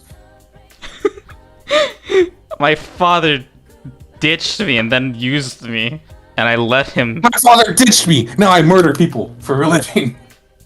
Yo. We kind of like. I feel mean, like Persona really be like that. Persona 5 kind of brushed off a lot, like critically that he killed Haru's dad, and like. Yeah, like he could have been a good character, but no. Like that's the one like we know for sure he killed. Like we saw it. Yeah. And we saw it happen, and we know, there's somebody with the black suit on or whatever, killing off other people. And like he was gonna have a change of heart. Haru's gonna have like a happy home life, and she'd have to deal with bullshit. And even Haru herself was like, "Oh no!" Well, whatever. Yeah, it's like she's like, "You did kill my father, and I won't forgive you for that, but like I forgive you for that." He said that to him in like the boss battle. You're like, "Oh, you remember that? Wow, thought you forgot." Man. Haru would be great if Haru was like, "No, I don't forgive you. Actually, fuck you." Kills him. Persona. That'd be fun. That'd be very funny. That's just Persona writing. Oh, anyway, back to it. Like Adachi specific. He's kind of like, it was out of nowhere, and it didn't make. Cause I saw like a video of like his social links, cause like he's hard to like pin down. And then, like, it didn't make sense, because, like, he was just talking about, like, nothing issues. Like, him being, like, a college guy, or, like, college age. Like, trying to survive on his own, not have anyone to cook for him, being a loner kind of person. But, like, that didn't really, like, point to him being, like, a psycho. And then we find out he's like a crazy psycho, and then it's like, oh, okay, all right, Adachi. I guess it makes sense, but also like it came out of nowhere. Oh, I remember what I was thinking about. The fucking attendant, like the attendant at the beginning of the game. I thought that was gonna be a relevant character to begin with, but as the game progressed, I noticed that they weren't talked to at all. And then we got to the very end where it's like, did you talk to anybody when you like first came? And I was like, the attendant, and it didn't give me the option, but I knew it was the attendant. And then we got to like the final boss, and it's the attendant. You know what I'm talking about? Yeah, the surprise god. Michael. Hey guys. Huh? What? You know what I mean? Like the attendant, like in the beginning, I like. Oh yeah. Sorry. Yeah. What was her name? Margaret, right? Yeah. No, that's not Margaret. Margaret's the lady in the velvet room. No, I don't know the. No she doesn't idea, she doesn't have a name except on the boss, and I forgot what the name of the boss is. No, it's just surprise God, bro. It's a JRPG. But like, oh, you mean the gas station? yeah, the attendant. Yeah, I the believe gas station person. Yeah, he said attendant, and my thought was like Mark. Yeah, I was thinking. Yeah, I was the thinking. velvet room. Yeah, No, yeah, I was velvet. talking about like the game at the end is like, hey, is there anyone you talked to when you first arrived here? And I was like, the attendant. I was thinking the attendant because like I thought they'd be a relevant character because they had a voice, and also like I see them in town every day. And I see them in town every day, and then the one day they ask me about it, I don't see them in the gas station. I'm just like, okay. So then I go talk to Dojima, and Dojima's like, we went to the gas station, you talked to that weird gas station attendant. So then I went there, and I'm like, alright. And then they gave her a portrait. I also thought it was a guy at first, but I don't know why. And then they gave her a portrait, and I'm like, okay, so that's where we're going with this, I guess. And then Big Bad, actually the gas attendant, that just random character they just gave her god powers. Here we are. I thought that was fun. No, I'm pretty sure they just are God or some shit. Like No, they are like they essentially they're the will. They split off from Marie because Marie is like human will or something, and they're human desire. Yeah, something like that. And once those things split apart, like it's kind of like that's what happened. Yeah, because Persona 5 is also like that. Or you just have to fight God. Yeah, but anyway, that was it. Just kind of like nothing else to say about it. I mean, that was a lot. We didn't talk about that quite a bit. It's a JRPG, like a lot of things to dissect. And that's all I have to say. I guess it helped that all three of us played it too. Yeah. Yeah. I wish you guys were Xenoblade fans. We've been having a good time. Yeah, I'm a Xenoblade fan. Yep. Yeah. I do plan trademark on picking up 2 and then 3 after that, but not now. I already told Chris this, but I am kind of looking for something story based next, and he threw it out there, and it is kind of out of the fact that I can't think of anything else. It is kind of my only out of the fact that you can't think. Yeah, right. You've run out of games. Sooner or later, you'll have to circle back around. It's not that I haven't run out of games. It's just that like the games on my list right now, like not story, like Devil May Cry, Bayonetta, fucking story. What? I just want to shoot people. I will say, like, Bayonetta's I'm a shill, so, like there. No, yeah. I'm still paying attention to the story. Its story isn't like the focal point of it. The focal point is being fun and like killing things. Yeah, it's definitely not. But don't worry, it's super wacky though. To call this, it's a little unfair. I've like looking back at it because I replayed it. It's kind of unfair calling it a. It's not a bad story. It's just. No. It's not a bad story at all. Yeah. It's just like good. a wacky it's little just thing. not. It's not like. It's a good story. It's a good story. I think it's a good story. Yeah, no, of course, yeah. Like the Devil May Cry story, like 3 especially. I thought that was a good story. I just more like something like something that makes me want to get up and just play the game. So I want to keep. Keep going with the story. I'm pretty sure like games like Bayonetta and Devil May Cry, like with their story. Like, I don't think they'd be as critically acclaimed if their like stories were like bad, actually bad. I don't think they'd be as critically acclaimed as they are. Yeah, DMC 3 story was so good. One was kind of just right. If it's at least like passable, and one the was there. Gameplay is crazy. Yeah. Yeah, like that's Bayonetta, like crazy gameplay and good story, but like the focus is you being crazy witch. Right, there's 4 gaming pillars, man. I don't know if I've talked about this before. There's 4 gaming pillars. As long as like 3 out of the 4 are like top, and then you can slack on like the 3rd one. Then you can call the game like good, right? You can actually call it good. Yeah, it's when it's like 1 is high, and then the other 3 are like low. It's like yikes. Bayonetta just does really well all around. But some of the pillars are just higher. I mean, not that it matters, like terms like Game Awards or like critics really, because all that matters is like the people like playing, caring about the games. Because everyone has different tastes, and games are different, obviously. So they should be like looked at through the lens of like what they're also trying to go for, along with if they're good or not. Because like a game that's focused on like gameplay more than like really good gameplay over like high like super high quality story that's kind of like out like basically like a novel in like game form, like those are different, but they can both be like equal like in terms of like good. Yeah. Yeah. But yeah, that's what I'm like. I mean, you mentioned Game Awards. Game of the Year is Elden Ring. Yeah, so like that's not really like that has lore, obviously. That does have lore, but it's not like a story. Yeah, the Elden Ring, not Elden Ring, but those Souls-like games, I haven't played any of them, right? But I know how their story is sort of told. It's just through like the people, items and stuff, and everything, NPCs and text and lore. Yeah, like there's no actual like plot that you run through. And people love that shit though. They love it. Bayonetta 2 does that in the form too. Well, 1 and 2 they do that with like the books and notebooks you find.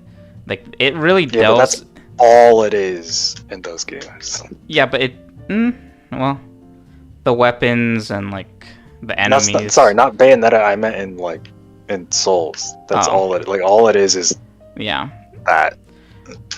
Like Bayonetta 2 was not a Game of the Year nominee in 2014, I think. It was, but what else came out in 2014? Wasn't it like Dragon Age Acquisition or something? People do like Dragon Age. I don't even know what a Dragon Age is. Like I see people talk about that. I have no idea what that is. I played one of them on Inquisition. PS3. I thought it was pretty good.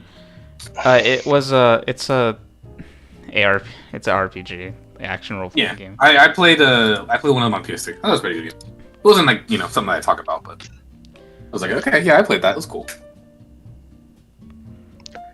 Yeah, too bad. Xenoblade is like weeb shit, right? So like that's not gonna be at the Game Awards.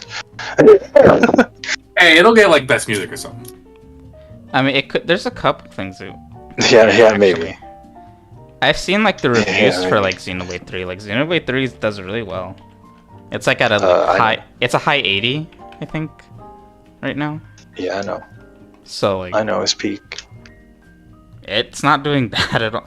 Except like the worst review it has is like Game Informer, because it says like a 7. No, I think wasn't it I remember IGN. IGN gave it an 8. I was in another Discord, and I was like, that you can just add 2 points to whatever IGN scores for any game ever. Game Informer gave it a 7.2, 25 out of 10. I actually haven't read any reviews though. I mean, I don't really read reviews. Yeah, I didn't do any of that. Because I don't think it... Because, don't shape my opinion. I'm playing the game. I'm saying, like, it's a high 80, so... Like, in terms of, like, critical reception. On Metacritic? Yeah. Bro, isn't, like...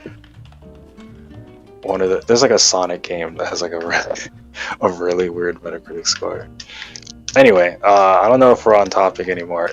Michael, please. Games you've been playing. Oh, yeah, sorry. Even... That's fine. I mean, this one's gonna be all me talking to myself, because I don't think any of the games I'm about to talk about here, you three don't have zero exposure to. So, hey, I'll still try. So go ahead. All right. So, like Chris, I'm probably gonna start with like the smaller ones first, and then I'll go into the actual game that I played. It's gonna be another JRPG, so this is a JRPG stream. Bro. Yo, best genre? I'm kidding. Oh. It's not gonna do that. I got feelings there.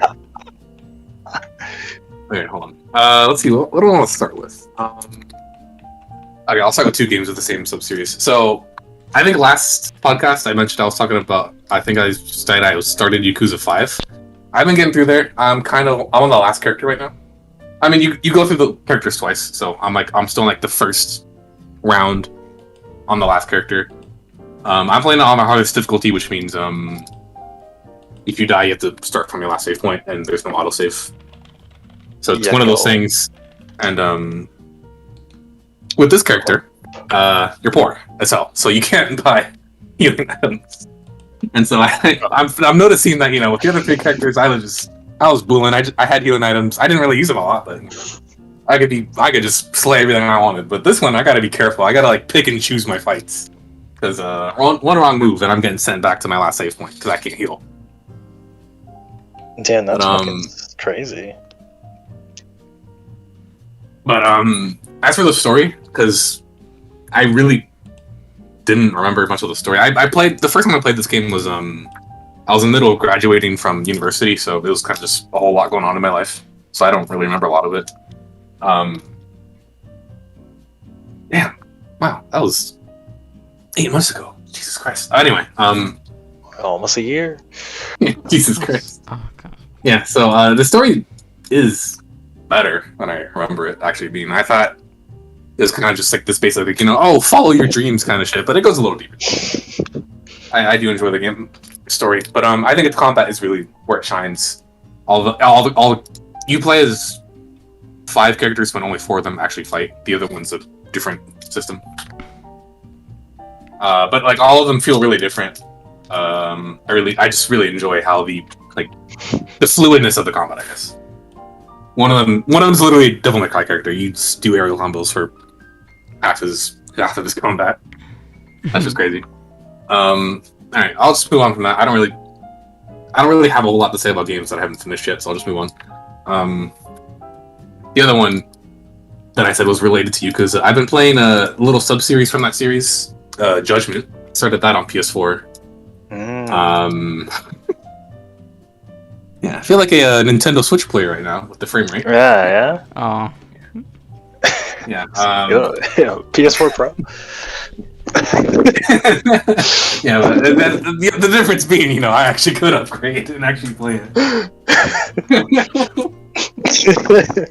It's a good game, but it's just the way it runs is so noticeable. It doesn't bring it down. I'm still enjoying the game, but there's definitely a tier of, man, if only I could run this at a stable 30.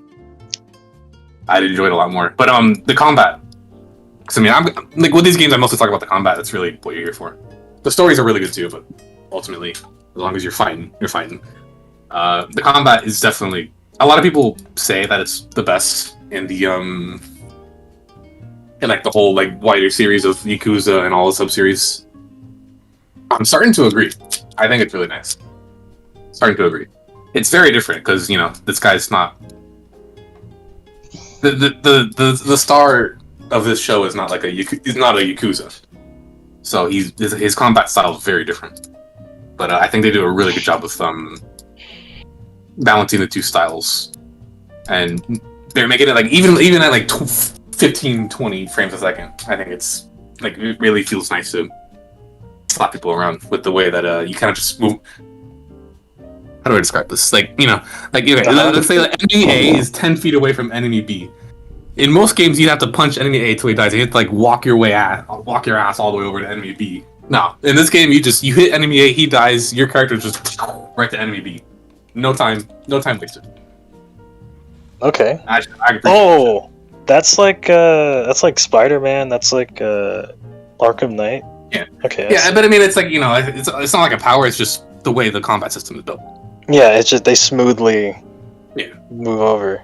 Yeah, so there's no downtime. But I mean, you can if you want to pick up a weapon from the ground or something, you can make downtime. It's just if you want to just be going putting heads on the wall one by one, that's awesome. All right, but yeah, that's also another one I haven't finished, so that's really all I have to say about that as well. Especially this, I really especially can't comment on the story yet. I'm still too early in. It's interesting, but I just nothing to say yet. Earlier today, I started Devil May Cry 4. I got 3 chapters in. It's definitely the more modern feeling one, I think.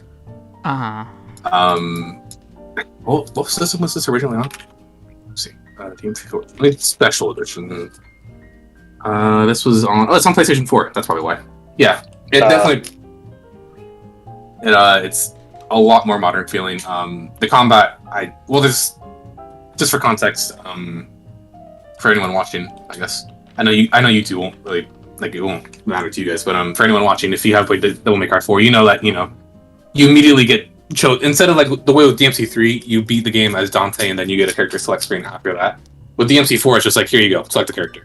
I chose Nero / Dante. Yeah, Nero, bro. Yeah, that guy. Yeah, his combat is really fun, cool. I really like how you can just pull people towards you and continue the combo. That's like some, like of course, Devil May Cry is focused on getting stupid 10-minute long combos. And that's like something I always struggled with because I would always knock back an enemy unintentionally, and then I have to like run over there, and my combo bar goes down in that time. Yeah. But yeah, Nero does not have that problem. You can just you want to get an enemy right back toward you. That's fucking fire. The gun. I mean, I'm not gonna complain about it because when the gun is too good, you get Devil May Cry 2. But the gun does kind of feel inconsequential right now. But I mean, I haven't upgraded it yet. It's still too early to say. So. And not only will I probably get different guns, but also right now I'll also upgrade this one. So yeah, it kind of. I mean, like guns purposely don't do a lot of damage, and that's fine. But like I'm watching the combo bar because guns are there to make sure that your combo bar doesn't go down. Yeah, the way. don't they keep the combo up? Yeah. Yeah, like I noticed that when I'm like shooting my gun, it's not really helping that much. Like it's better not doing anything, but like ultimately. It would probably be less of a loss if I just walked directly over to the enemy. Or, hell, I don't have to walk over to the enemy. Pull them in. But, I mean, you can't do that with bosses, so I guess there's some merit to it. Yeah, that's it, though, because very early in that game, I've only done 2 or 3 missions. Now, before I get to the actual meat of what I'm going to say... The meat potatoes. Talk about Genshin Impact 2. Wait, this isn't the meat and the potatoes? This isn't it? Oh. Yeah. We got Breath of the Wild 3 recently. Interesting. Wait. No way. Yeah. Is this real? It's a weird thing though. They called it Tower of Fantasy. I don't know. I haven't seen Link yet, but I'm sure he's there somewhere. Dude, I heard it was called Genshin 2, right? Yeah. But I mean, Genshin 2 or Genshin is Breath of the Wild 2, so that's why we're at Breath of the Wild 3 here. It's something else. I used to play Genshin a lot more than I probably want to admit. The first year of it, I was actually really into the game, and then I realized how little the people developing the game actually cared about it, and it reflected onto the game after a while. And eventually, I just was like, nah, fuck this. But that's a different story. This game very clearly wants to be Genshin 2. Like it's not even like you can't even look at the game as its own thing. You play it and it's like, yeah, they just wanted to be Genshin. Like it's a very high quality ripoff. That's all I can really say. But very high quality. I like that. But I can't appreciate what they did add. Like they have like vehicles and shit. Like you can ride a motorbike. You can ride a surfboard down a waterfall and shit. The combat is a lot more fluid. The moment I air dashed, I was like, oh yeah. Had I not known about Genshin, I would have liked this game. That's fun. That's actually pretty good. Yeah. It's like that. I mean, maybe you'll just like it. Just keep playing it. Yeah. The last 2 days I loaded it up. I got my login bonus. It's like I don't actually. What are you logging in for then? I gotta get my login bonus, bro. For what, bro? Maybe one day he'll come back. You don't know. No, this is true. He's right. It's like Pokemon with gun. Like it's adding something makes things more fun sometimes. Yeah. The first 2 days that I played it, I actually played a good amount. I think I got through like the first island or whatever. I just I don't even know what to say, man. It's like ultimately it just comes down to soulless Genshin. I think like Genshin, you could say a lot of things about Genshin. Shitty developers, shitty anime game. I'm not gonna contest any of that. But the one thing I do think it has like had, I guess, I don't know, maybe it's different now, but it had like soul into it. Like the characters themselves had some the care and love put into them. Like the character development, all the characters were good characters. These are just like how we talk about anime, like the popular anime of the month on Twitter, and I frequently call that shit like waifu bait anime. Like the kind of anime you just see, you see the girl on the cover of the anime, and you're like, oh, I want to watch that for that girl. That's just all this game is. Like all the characters are just that. Oh, really? Like, all the characters are just that. Like they're just like it's like a game full of waifu bait. Man. Well, I mean, isn't that Genshin? Nobody's interesting. I don't know, man. At least with Genshin, I liked the characters. You know, you get in for the anime, but then you actually play the game, and you're like, oh, okay. Like, there's something going on with some of these characters. Some. True. Yeah. That's about it for that. I haven't played it enough. I just wanted to throw it out there. I'm trying to be faithful to my fans. I know I haven't streamed in like 2 months, so I'm catching you up with my life. Starving. All right, now for the meat and potatoes. Chris talked about a JRPG. Gabriel talked about a JRPG. Time for me to talk about a JRPG. I thought I talked about a platform. Oh yeah, my favorite platform is Xenoblade Chronicles 3. Yeah, I don't parse that. I was like, My favorite platformer. Hey, I mean, there's a lot of walking and running and jumping. Yeah, that's all it takes. Hey, you did platform. That's something you did for sure. All right. Damn, where do I even begin? All right. So, I've been on some weeb shit lately. I'm not gonna deny it. Let's go. Michael loves Japan. Yeah. That's a different topic. He likes the things that come from Japan. Yeah. So, the game I just played, I know I've talked about the series before, and I just kind of continued it. The Atelier series, Atelier, whatever. I just played the newest game out of it. It came out like a few months ago.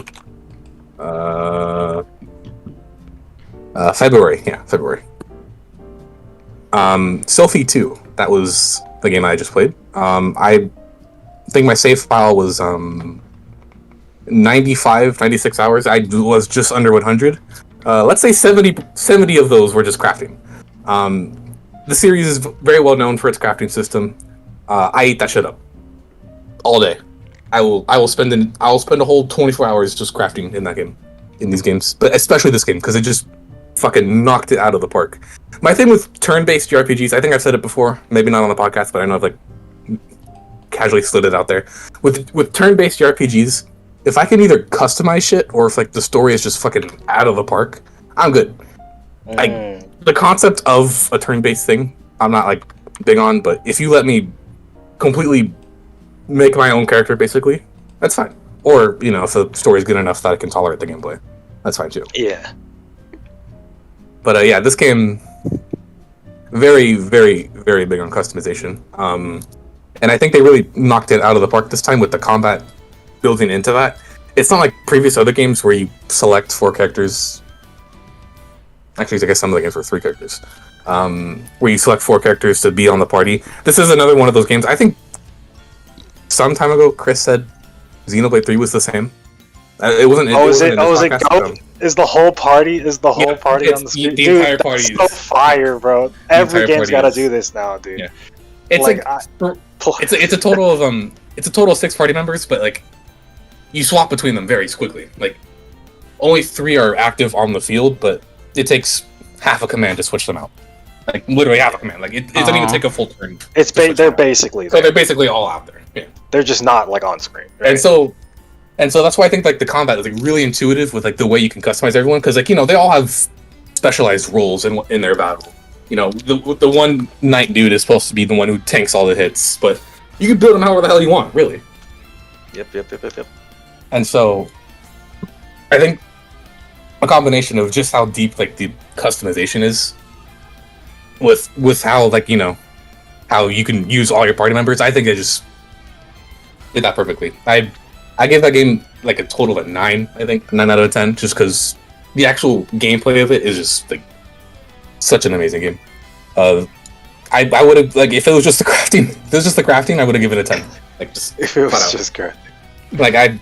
I just love like literally the infinite possibilities you could do. You gotta craft for something though. Like you're crafting so you can one-shot bosses, right? Like that's the satisfying part though. That's making the broken shit so you can go destroy everything. Yeah, and that's one of the other things. Like there's like a lot of like curiosity going on too. Like when you unlock an item for you to like, because it works a little differently from other games in the series. With like Ryza, for example, you just get the recipes. With this game, you have to like unlock the recipe somehow. You get to like do these certain goals. So you do the goal. And then it doesn't describe what the weapon, like what the item is to you. So you make it, and you're like, what the hell is this thing? It just says bomb. So you take it into battle, and then pow, 50k damage. You're like, holy shit, what the hell just happened? Well, and that happened like 10 million times. Wait, that was a bomb. Yeah. It rewards you for your curiosity of just, let me just make this for the hell of it. Because, it gives you like the trait names of but the trait names aren't descriptive. It's like, holy hand explosion or something like that, and you're like, I guess it's a bomb or something, but it doesn't tell you that it's like 99999 damage on it. Ooh. Yeah. So that was one of my things. The game very, very much rewards your curiosity in its system, and there's like a million different things that'll aid your curiosity and aid your crafting, but it's still. I don't think I streamed it. I might have streamed it once, but I think you streamed it once. Yeah, but then the previous game that I played, Sophie 1, that was the one that I streamed for 6 hours that one day. It's a sequel. I mean, it's a sequel to this game, that game, obviously. But it's the same thing where you had to do like the Tetris pieces, but it's like a lot more involved with the Tetris pieces, to the point where like you do shit that you could eliminate the pieces while keeping their effects, stuff like that. I don't know, man. It's like a puzzle game almost. Kind of like the crafting is like a puzzle game, but it's like a fun puzzle game. There's nothing wrong with that. That's the best thing I described it as. The things that I would knock it for a little bit, though, and it's really why I don't give it a perfect score. The first thing is probably like the least. The one thing I would I'll mention this at the same time as the other thing. The first thing that I kind of wanted to get on a little bit. This isn't that big of a deal because I kind of get why they do it. At some point they introduce enemy shields, which you have to like take down their shield before you can actually like really damage them.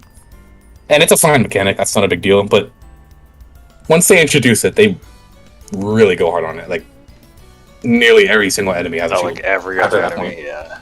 Yeah, and it gets a little annoying. Yeah, like, on bosses, I think it's perfectly fine. On stronger random encounters, fine, but it eventually just becomes literally every enemy. And it did get a little annoying. Because, like, the shields could only be, like, there's, like, the standard elements like fire, lightning, wind, ice, and the shields would only be weak to one of those elements. So you had to, if my ice party member was in the back somewhere, I had to switch him out. All of that, and sometimes I would have a setup that would just let me one-shot all the enemies, and then I can't use that anymore. Yeah, okay, that makes sense. Yeah, so it's a fine mechanic. I think the mechanic itself is fine. They just use it a little too much. The one other thing that I think a good and bad, I guess, kind of separately, but whatever. The series isn't really known for it anyway, so it's not like a point reduction. It's just kind of like a neutral point, I guess. The plot is whatever.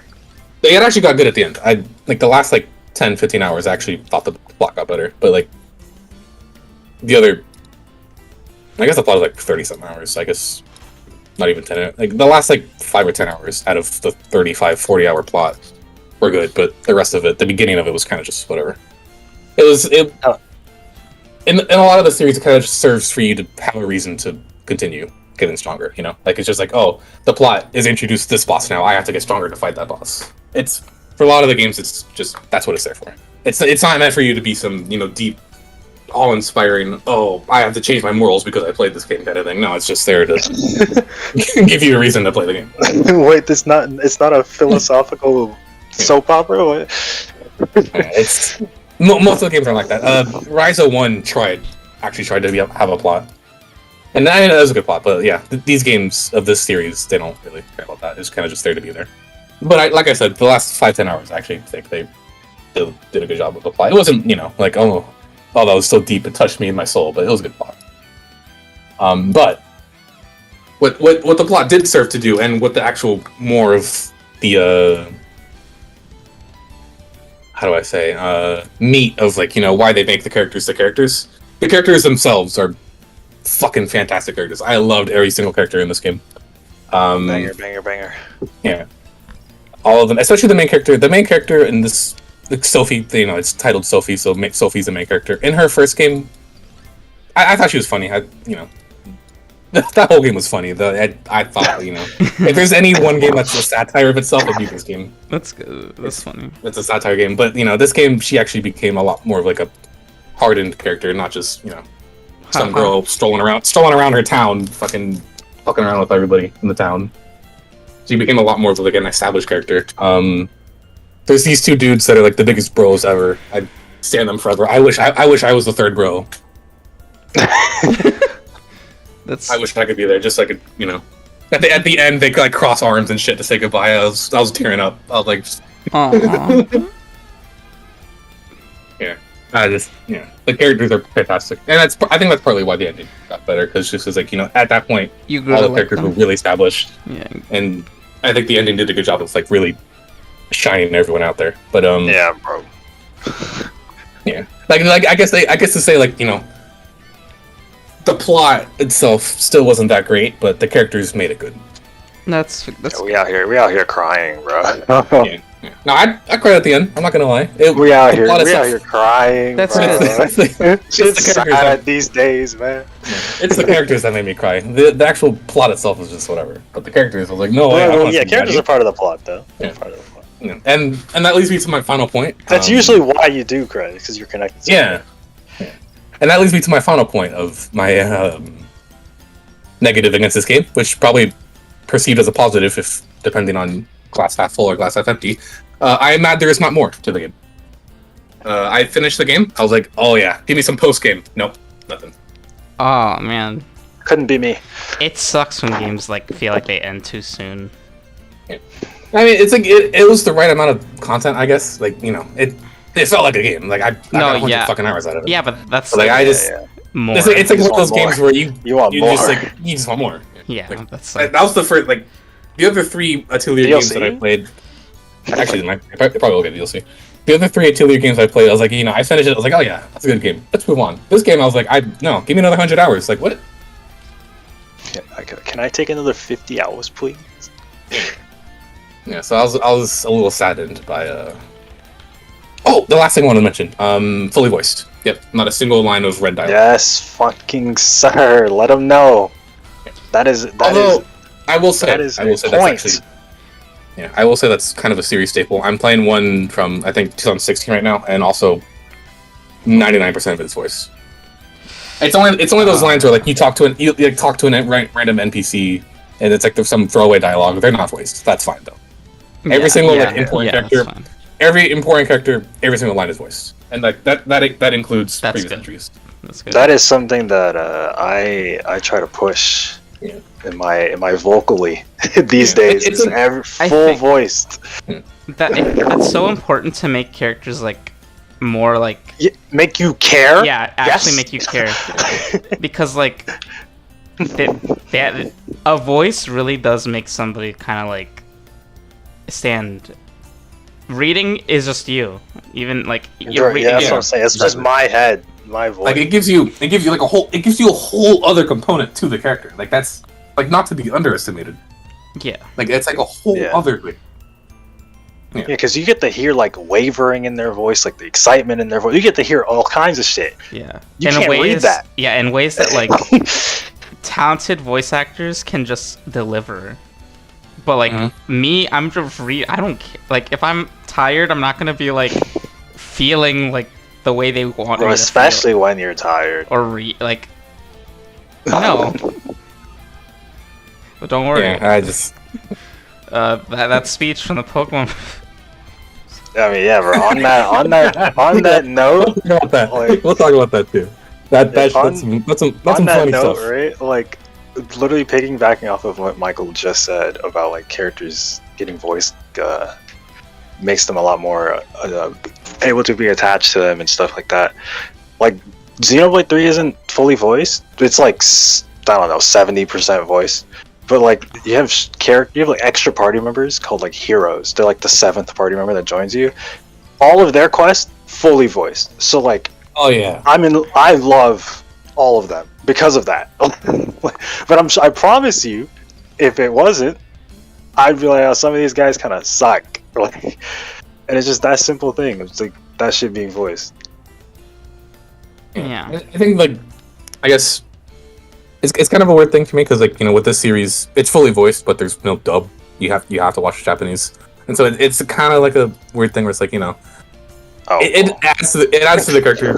It still adds to the character. Like, you know, you have a voice to put behind them now, but like it's ultimately you still gotta read. So it's like, okay. Well, I think that even with that, it's like regardless, like at least you can still hear the inflection in their voice. I think I still think it's like if the English dub 100%, but like forced Japanese is still like at 90%.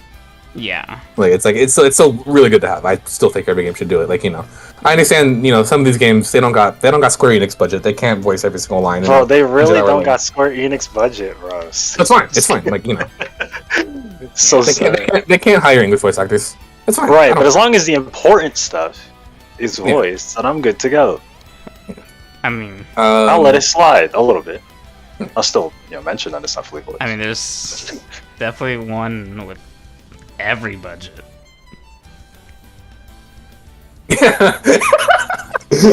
No, it's voiced. It's voiced. Yeah, we'll talk about that. No, bro, the trailer had voice acting. But yeah, that's really about all I have to say about that. I mean, I could say a lot more, but at that point, I'd just be rambling on and on and on. Best JRPG I've played, probably. But I mean, that's coming from a point of I haven't played a whole lot of them. I'm sure I'll play them. I'm sure. I'd try to be honest. I'm an honest person. It's not Twitter. I'm not trying to stir people up here. If it was Twitter, I would have left that part out. Yeah. But yeah. From a point of I haven't played a whole lot of them, it's my favorite. But I still give it a 9. It's a very, very strong game. Sophie's my goat, and the music is really good too. I'm gonna make sure Gabriel puts in one of my favorite songs while I'm talking about this. But no problem. Yeah, I think that's really all I have to say about that. Oh well, I guess the last one I'm not gonna talk about it just because I'm gonna save it for the next podcast actually. But I started the next game in the sub because it's like the series is divided by sub series where it's like, you know, they're all like it's like 30 games total in the sub series in the series right now, but like each one is like 3 or 4 games each. I'm playing this sub series is 4 games. I'm on the 3rd one. Oh. Breath of the Wild before Breath of the Wild. That's all I gotta say about that. Yo, can you climb? It's literally... No, you can't climb. It's not Breath of the Wild. Well, it's before Breath of the Wild. That's what it added. Breath of the Wild they hadn't invented climbing. Yeah, they hadn't invented climbing, right? Is there a paragliding? No. They haven't invented that yet either. So. Bro, they haven't invented... Bro, it can't... How can it be Breath of the Wild? Open world. Is the cliff there, bro? Is the cliff there? There was a cliff. Yo, the cliff shot? But yeah, it's mostly like, you know, wandering out on grassy fields, gathering shit up, all that good stuff. Cool. Yeah. Piano music? I will very quickly summarize the plot so far, just because I think it's funny. Teenage girl decides that she wants to leave her town. Meets a psychopathic alchemist who visits her city. That psychopathic alchemist is Sophie. She's like, hey, you should do this so you can leave your town. She's like, okay. She does it. She leaves her town, meets more psychopaths. Everyone she meets is fucking batshit insane. I love it. Everybody's a psychopath. Like the most out of the wall characters so far. Like this one dude who like forcibly names all her items, like, you know, Ultra Demon God, Super Mega Lord shit. And then there's another dude who you meet. He's like, oh, thanks for saving me. And then you talk to him for the first time. You're like, by the way, I want to make a dragon like that. It's like, okay. Like, all right, yeah. So, I'm enjoying the fact that, you know, everyone's a psychopath in this game. But that's all I gotta say about that. I'll save my actual analysis for next podcast, just because I'll actually have played the game. Yeah, that's it for me. All right. Well, what next to talk about? Because we could talk about Pokemon, but we could also talk about Splatoon. We were teasing a Pokemon, so. Okay, so we'll do Splatoon last then. All right. Pokemon Scarlet and Violet. You guys don't like Pokemon? The game looks pretty good. Yo, you know what was weird? Hmm. Man, that the dude who was talking on the trailer, Yeah. like that professor dude, he sounds a lot like the Pokemon announcer. What a weird thing. Like, it was totally voice acted. Like, you saw his lips moving. It was voice acted. Why it was voice acted. Why does he sound so much like the Pokemon trailer person? They just hired him. They hired that guy. that's it. Dude, like it's like just, they're tone deaf. Like that's all you can say. I'm not. Like, it's so like I don't know, man. It's like, what's the point? Unless there actually is voice acting. Like, could you imagine? They mentioned at one point biggest 180 that it would be like hard or something. So they were like, because it's worldwide and they have to do it for every language or something, some weird shit like that. So just do English and Japanese. That's what I'm thinking. I was like, nobody cares about anything else. Just although Spanish I think would be good. Like these like big pillars of languages here, like English, Spanish, French, Japanese. Yeah, but that's exactly what they said. Yeah, that's exactly. And that's exactly the point, right? That's exactly what Chris said. But Pokemon only has like 7 lines of dialogue throughout the whole game. I don't know. And like when you're like literally like out of all fucking media in the entire universe, when you're number 1, I don't have any sympathy for you on that point. True. No, you can afford it. Yeah, fuck you. They definitely can't afford it. Yeah, fuck Pokemon. What do you think of the gimmick? Any other series, I would have been like, okay, Michael, no, this one, no. I don't know. What do you think of the gimmick? That's So the trailer that I watched did not explain it at all. It just looked like you turn your Pokemon into a Christmas ornament. You do. No, that's correct. That's true. Oh, but you put them. Put them on the tree. So you turn them into a crystal. It's called terastallizing. And you turn them into a crystal, and the hat they wear determines the type they are now. So like, if you have balloons on your head, now you're a flying type. What? Bro, I hate that. I hate how it looks. It's so ugly. Wait, can you change the hat? If no determines your hat. The type that you turn into determines your hat. So like, it's not like flying types have different hats. But what I'm saying is like, could you like swap the hat out for a different hat? For you made a different type? No, not unless you're a different type. If you're a different type, it changes. I think each type has a like hat, like a specific. Yeah, it has its own hat. If you're a fire type, you have a chandelier on your head. Yeah, if you go over a water type, you have a water spout. So I guess no. Like what I'm asking is like, when you change, like, could you swap the hat? Like, okay, so if I catch a fire type Pokemon, will it always change into a poison type, for example? Like, I can't change that. Oh no, you can. You can. No, well, I don't know how you can change it. They said that you can change Pokemon it. Have preset. I think Pokemon have preset like certain types they can change into. There's got to be something in game for competitive reasoning to let you just change it, though. There's definitely going to be something like that. Like here's. I think I heard. I heard that. I think I heard that too, Gabriel. That like the Pokemon you catch is just determined. Yeah, it's like Eevee, for example, like has grass and water, but I don't know about any other types. And yeah, if you turn into the crystal that is your type already, like since Eevee's normal and you put the normal crystal, then your normal type attacks get boosted like double stab or something. And the same thing for like the other hats. You basically get stabbed for whatever type you are now. I think that's interesting. I think it's interesting. Bro, it feels like we're grasping at straws for gimmicks. Yeah, why don't we just bring Megas back? Like what? Honestly, everybody says that. The reason is because like Megas are raw though. It's probably because one, it was the first one, so everybody's attached to it, and everybody played Gen 6. Like it or not, everybody played Gen 6, right? Yeah. So I think that what my problem is that like this gimmick specifically is so like not eventful. Like it doesn't like I'm not like wowed at all like by the presentation of it. Cause like literally the last one, there's like a level of like the Pokemon became giant and is touching the clouds essentially, and now we're just like they put on a hat and have crystal texture. Yeah, like literally, like what am I wrong? They just turn into fucking Christmas. Like lights. it's not it's not as Christmas exciting. It's not as exciting to me. Bro, man, I love Z moves because of the animations and the pose, bro. That shit, fire. Yeah, Z moves are cool, and also like any Pokemon can do a Z move. Any Pokemon can do a Z move, and maybe they should have just kept stuck with Megas. Yeah, Megas, and then keeps Megas and Z move. Just like leave that. Like both may figure it out. Well, that's what Gen 7 was, right? It was just Mega and Z moves. No, Gen 7 didn't have Megas. We were cooking. Yeah, it did. Did? What? Yeah, go look at it, bro. I don't remember that. Didn't get any new Megas, but you can Mega evolve. Okay. Keep talking while I like look that up. you can Mega evolve in that game. All right, well. Yeah, the gimmick sucks. I mean, what do you guys think of the new Pokemon? The new Pokemon? Oh, you can. Oh, wow. What new Pokemon? What? There's no new Pokemon? Not that I saw. Uh-oh. Yeah, there are. There's 3 new. At the very least, there's 3. And it's like... What? I was like, am I tripping? You're not tripping. You're not tripping.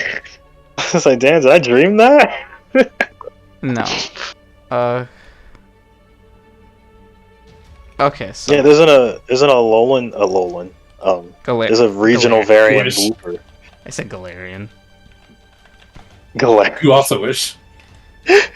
No, but yeah, there's a regional variant Wooper. I'm just gonna send you the pictures in the chat, okay? This is Wooper. Paldean Wooper. True.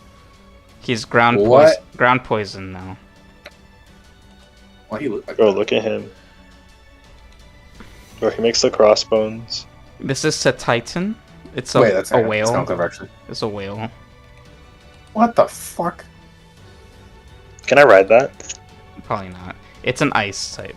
Oh, and look at... I don't like the way it opens its mouth, by the way. Look at the... Ew. Thank you. Ew. And the last new one in the trailer is Fido, a fairy type. He's a dog that's like a bread.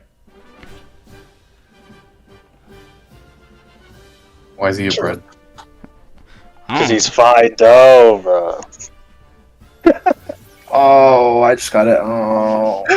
Yeah, that's actually how you spell it. It's Fido. That's how you spell it. Oh. Because he's Fido, bro.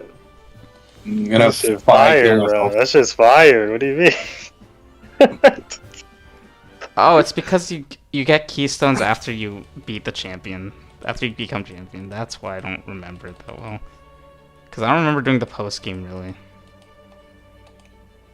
Yeah, but I knew that you could Mega Evolve in that game. I was like... Okay, so then like literally just that. Keep both of them. That's it.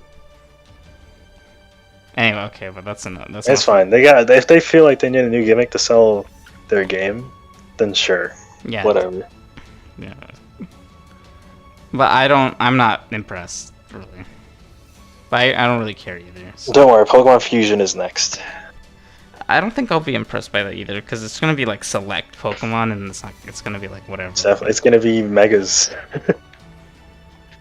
It's gonna just be Megas. It's gonna be like, yeah, here's like 18 Pokemon that can do this. What if they just like cut the Pokemon in half and place the like models on top of each other, no matter how bad it looks?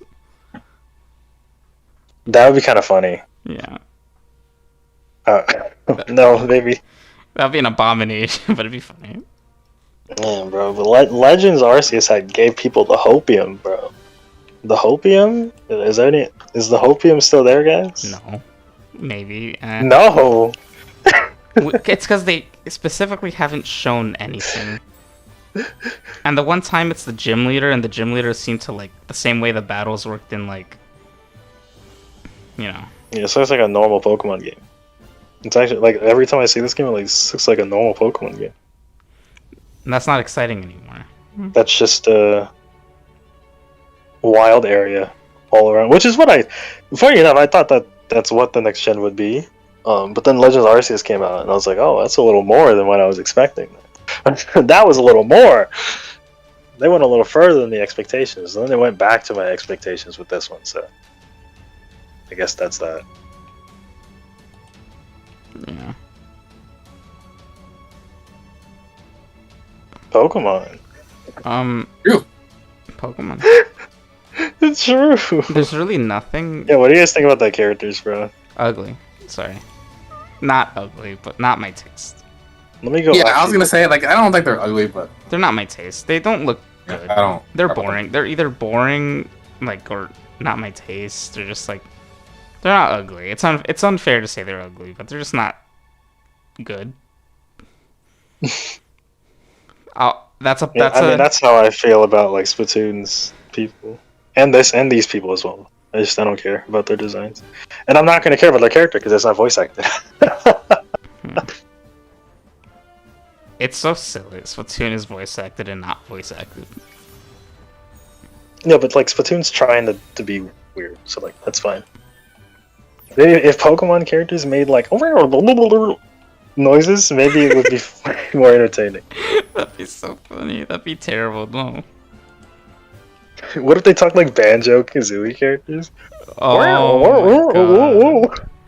No. Dude, they should totally do that. Oh my God. That'd be great. That'd be terrible, but that'd be great. The next Mystery Dungeon game should do that.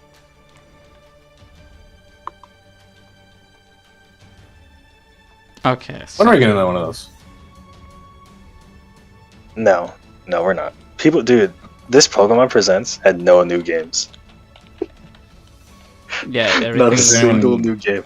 I'm really surprised. only like updates to existing games or news about upcoming. No, people really thought they were gonna get some hotness, bro.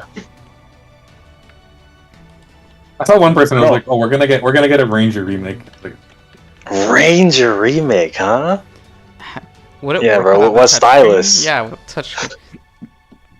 The Switch is yeah, touchscreen. what touchscreen? Yeah, no, the Switch is touchscreen, but like, I'm not. No, you're right. What touchscreen? Yeah. Like, no. You never use the touchscreen ever. Okay.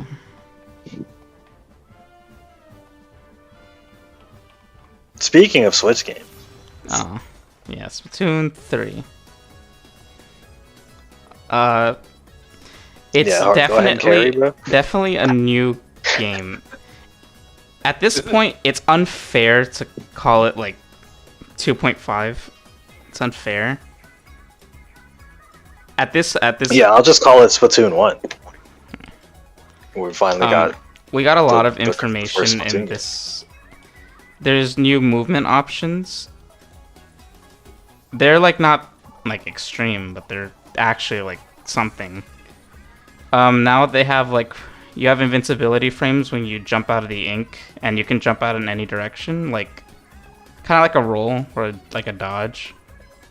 And also you can scale a wall in one click now, and it also gives you the invincibility frames, so you're not vulnerable where you're climbing a wall. Invincibility frames. Yeah. Oh. Ill. I mean, ew. That's like an actual. That's like, gonna get toxic. Yeah, but that changes that changes the scene.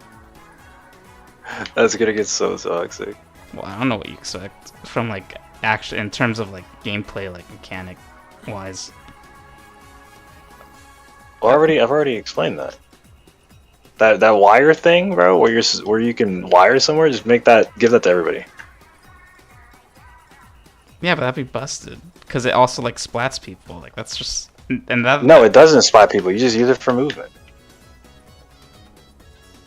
It splats people because it's a special. But if it was just a normal thing that everybody did, it would be a movement option. I mean. But go ahead, bro. You're the Splatoon guy. I don't know what I'm fucking talking about, right? There's a new weapon announced. It's like a sword. Wait, what? Oh, I'm interested. It's sword. It's called the Splatana. It's a. Oh, that's fire. It's a sword that it shoots ink out, like it's long. It's not like the brush where it's like close range. It actually shoots out long range, and you can do an up slash to like kill somebody. That's fire. I'm gonna like send it right now. Yeah, swords. Yeah. They said, you know what? Screw That's this. Here's Screw the brush shit, bro. Here's the video if you wanna. We're getting the sword. Quickly watch it. It's 25 seconds. Oh, I was expecting an actual sword. Yeah. I'm a little let down. It's not a real sword. What? I was expecting a full fucking blade of ink. I mean, there's one that kind of looks more like one, but it's not like. Hold on. This is cool though. I mean, new weapons are always cool. Yeah, it's cool. Oh wow! In the recommendations, 100 useful things we need in Splatoon 3. 100 dumb facts in Splatoon 3's presentation. Here's Can you do a video on that? Here's the other one that's like it. Looks more like one, but it's. I thought chainsaw. Yeah, it's like a chainsaw. Looks like a knife. It's it's bigger. It's a stamp. It's a stamp. But it works like the sword, so like, you know. Anyway, that's the Splatana. There's new special abilities announced too. New special Splatoon 3. There's the I wanna like pull it up so you guys can see it. But I don't wanna like see the whole thing. I don't wanna see like the whole part of the direct. I just wanna see those two things. No, yeah, you do. I mean, who knows if I don't think I'll get this game, but I will definitely be playing that test fire. Right, it doesn't matter. I'm in there. I'm in that test fire. I'm no-lifing the test fire. Anyway, there's like a new special ability that's like you ride a shark in a straight line and do like an Akira like motorcycle trick where you just like slide down. Oh, that's where that image comes from. Yeah. There's also like, oh, the Ultra Stamp comes back. Tenta missiles, the stamp, the Booyah Bomb come back. So everything's just back. Not everything. Like, not everything's back. It's like, just. There's new specials, and then they brought some back from 2. But they. Well, maybe they'll probably keep bringing back other ones. Like the bomb thing isn't back. I don't think so. Like where you have infinite bombs for a certain time. Like that's not back. I mean, that's not that good. Yeah, well, my point is like there's some that aren't back. Like the bubbles aren't. I heard there's that one. I think it was like Tenta missiles or something like that. Like the one that like targets all. Everyone hates that. Yeah, the toxic missiles. Yeah, everyone hates those. Those are back. Yes, sir. What was the new one? I know there was like 2. Hold on, let me like quickly refresh myself. Oh, there's one that's like it's like it's a support like special attack. You throw down like a refrigerator with drinks in it and it gives all your team buffs if they collect it. Okay. Like you move faster. Are these like on launch? Yes. Okay. Yeah, these aren't like to be released later. There's one that's called the Wave Breaker. It sends out like a pulse, and if it's like a ground pulse, so if you can avoid it by jumping, but if you keep getting hit by the pulse while you're on the ground, because if you're in the air, you're more vulnerable to get hit. But if you stay on the ground or like in the ink, you get hit by the wave, and if you get hit in a certain amount of times, you die. You take damage. It also like homes in on people, so it's like the the tracker. It's like that, and it kills people. Clean. Yeah, but those are good. They've also They've added lockers, which are like what people kind of wanted, but not really. Because it's a way to like. What did they want? They wanted apartments. People wanted apartments. Oh, they wanted a house. But they got lockers, which is essentially what it is. Because it's like you can put gear in there, any gear, any weapons, and other collectible stuff you can buy at a store. Yeah, all that. You can. They added emotes that you can do at the end of battles now. Like you can choose an emote to do like at the end. Wait, of that's clean. battles. And they're gonna be releasing like on the result screen. Yeah, on the result screen. Yeah. They're gonna be adding new ones like seasonally. Yeah, I'm gonna start. I'm gonna start hitting the floss on the result screen. I hope the teabag. There's a dab. Oh my! Yeah, I think I saw that. Yeah, I did see that one too. I saw that too. There's no floss though. There's got to be a there floss. There might be one later. I mean, we've only saw one, so there might be more that we just haven't seen. they show the whole thing and they're like, oh, show the dab. Yeah, they just show one. Yeah, wait, show the dab. They gotta see the dab. Nintendo living in 2015 still. Yep. Bro, really, Splatoon 1 just came out. It's crazy, bro. Salmon Run is no longer like cut off in certain time sections. It's always available. Oh, it's a good game. Yeah, of course. Dude, this is why I'm saying, Michael, listen to me when I say Splatoon is finally releasing. It's crazy. We've been playing these betas for so long. There's a new thing that happens every few months for Salmon Run, is that basically you'll be able to play Salmon Run, but on like the regular Turf War stages. Oh, that's cool. Like every few months there's like an event that happens. Apparently. That might go stupid. I hope it's permanent after they stop release or stop supporting it. But, maybe. You know. Probably. No, I mean, they said it was open all the time, right? It probably will, because like when like the Splatfest ended, Splatoon 2 let you like do that. Like hosting your own, I guess. I mean, this game's gonna get supported for like 2 years, or at least this will go until the Switch dies. This will go until the Switch dies for sure. How long did he give him the Switch, bro? Like another 2 years. Near 2-3 years. That is especially when the Pro is dropping next year. Switch Pro. No copiums in chat. No copiums in chat. Of course. And stages are back.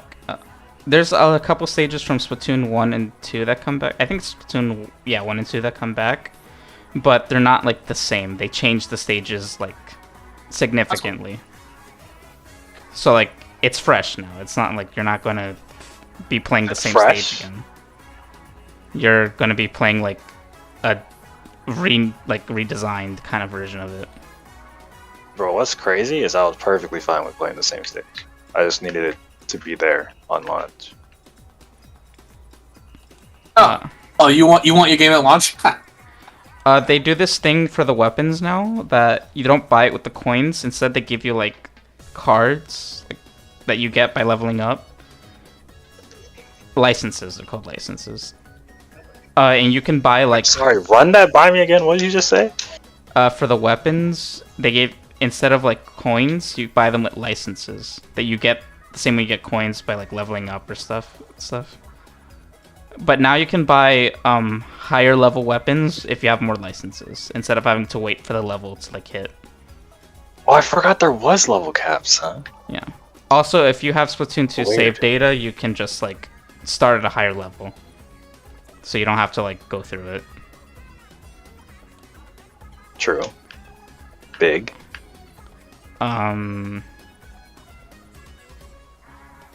Oh, you can queue up with friends now? Just on the That was same like the team. first thing I asked. Yeah, you can queue up with friends now. That was the first thing I asked. You can like join them on their team. Oh, Like- it's a normal game. Yeah. That's crazy. We've made it, bro. You can now while you wait for battles, you can just be in the training room. And the training room got revamped too. It's like bigger. They bring back Squid Jump. No, I don't think so. They haven't mentioned Sad. that. They have a card game now. I posted that earlier. Yeah, I posted that. Like, Yu-Gi-Oh. earlier. It's a mode. It's a new mode that they just added. It's not like based like Turf War at all though. It's just the Splatoon team made a card game. Yeah. And Nintendo was like, we can't sell this. And they're like, okay. And they just put it in Splatoon 3. They added some more bosses to like Salmon Run also. Yeah, of course. Yeah, I was expecting that. even more anime. The story mode looks more like Octo expansion than it does like Splatoon 1 and 2 story. And it's apparently the end of the trilogy. The Splatoon 1 to 3, the story. Splatoon 3 trilogy, bro. Yeah, that's like a story trilogy now. Like the third one is the end of it. They said. At least of this story. Oh, recon mode is back, but it's better because now you can spend like up to an hour, because it used to be only 3 minutes in the past, but now you can spend up to an hour, and you can select any stage that's available instead of just the ones that are up. So, you know. I've forgotten that was a thing. Yeah, but it's like helpful so you know what you can like explore the stage. Right. They added new competitive ranks. Well, they're not new, but like they're revamped, so they're basically new. So now Anarchy Battle, which is the old ranked, is now just like the casual ranked. Like there's matchmaking in that one. Like Turf War isn't matchmaking, but ranked is matchmaking. Because like is Turf War not matchmaking? No, it's What? not. It's just you play with really anybody. No, Turf War just puts you with random people, yeah. Okay. The reason ranked is the way it is because since those are more like objective based, you kind of need like people on your like level.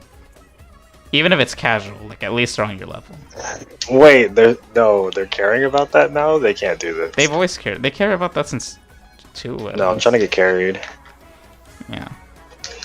I mean, you can. I can't stand Nintendo and their competitive pushes. And then there's a new idol team. Because like this is around the end of the direct.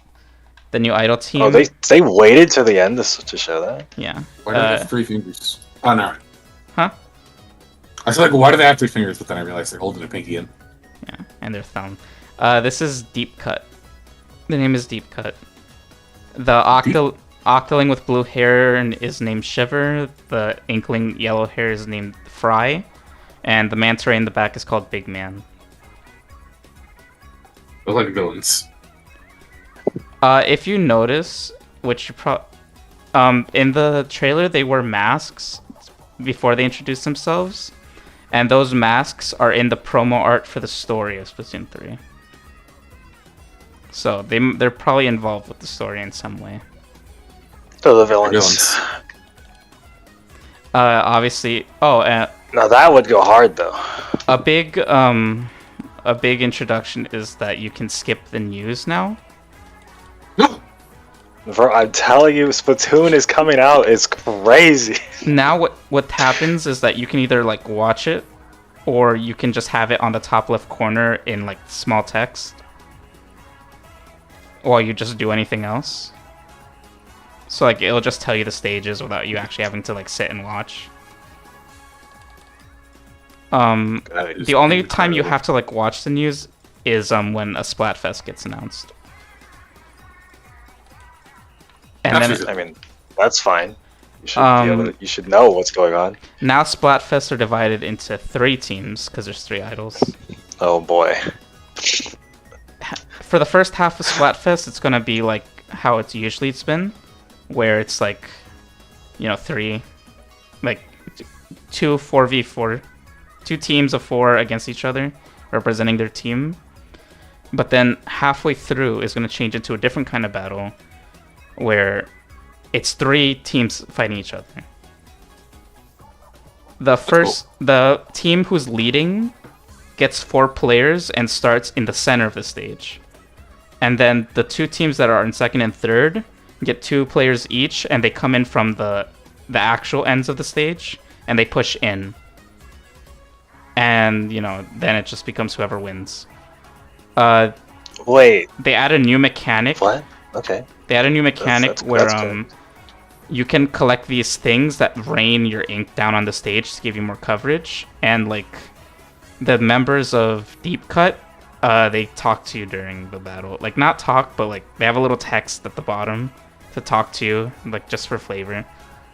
You don't actually have to like pay attention to it, but they do like tell you like, you know, your team's got like the thing that rains down the ink. You're in control of like the battle because you have. Is that in everything, or is that just Splatfest? That's the Splatfest because it's 3 teams. Okay. But you got what I mean. It's like a team of 4. They start at the center of the stage, and then 2 teams of 2. So they gotta work. The other 2 gotta work together. Is that how that goes? No, well, they're working against each other and together. But it's only 2. Okay, interesting.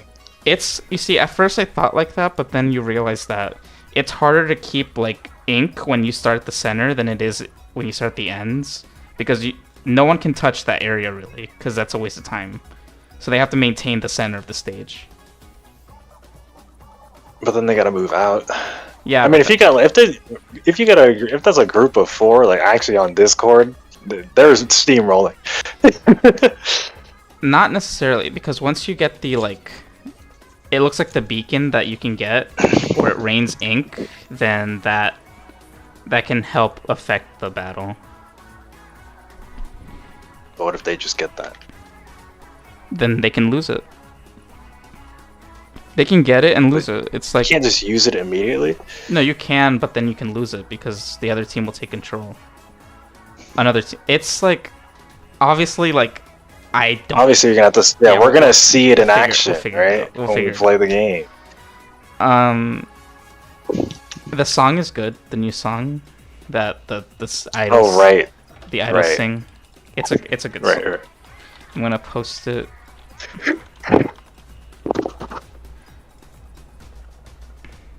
Now. There you go.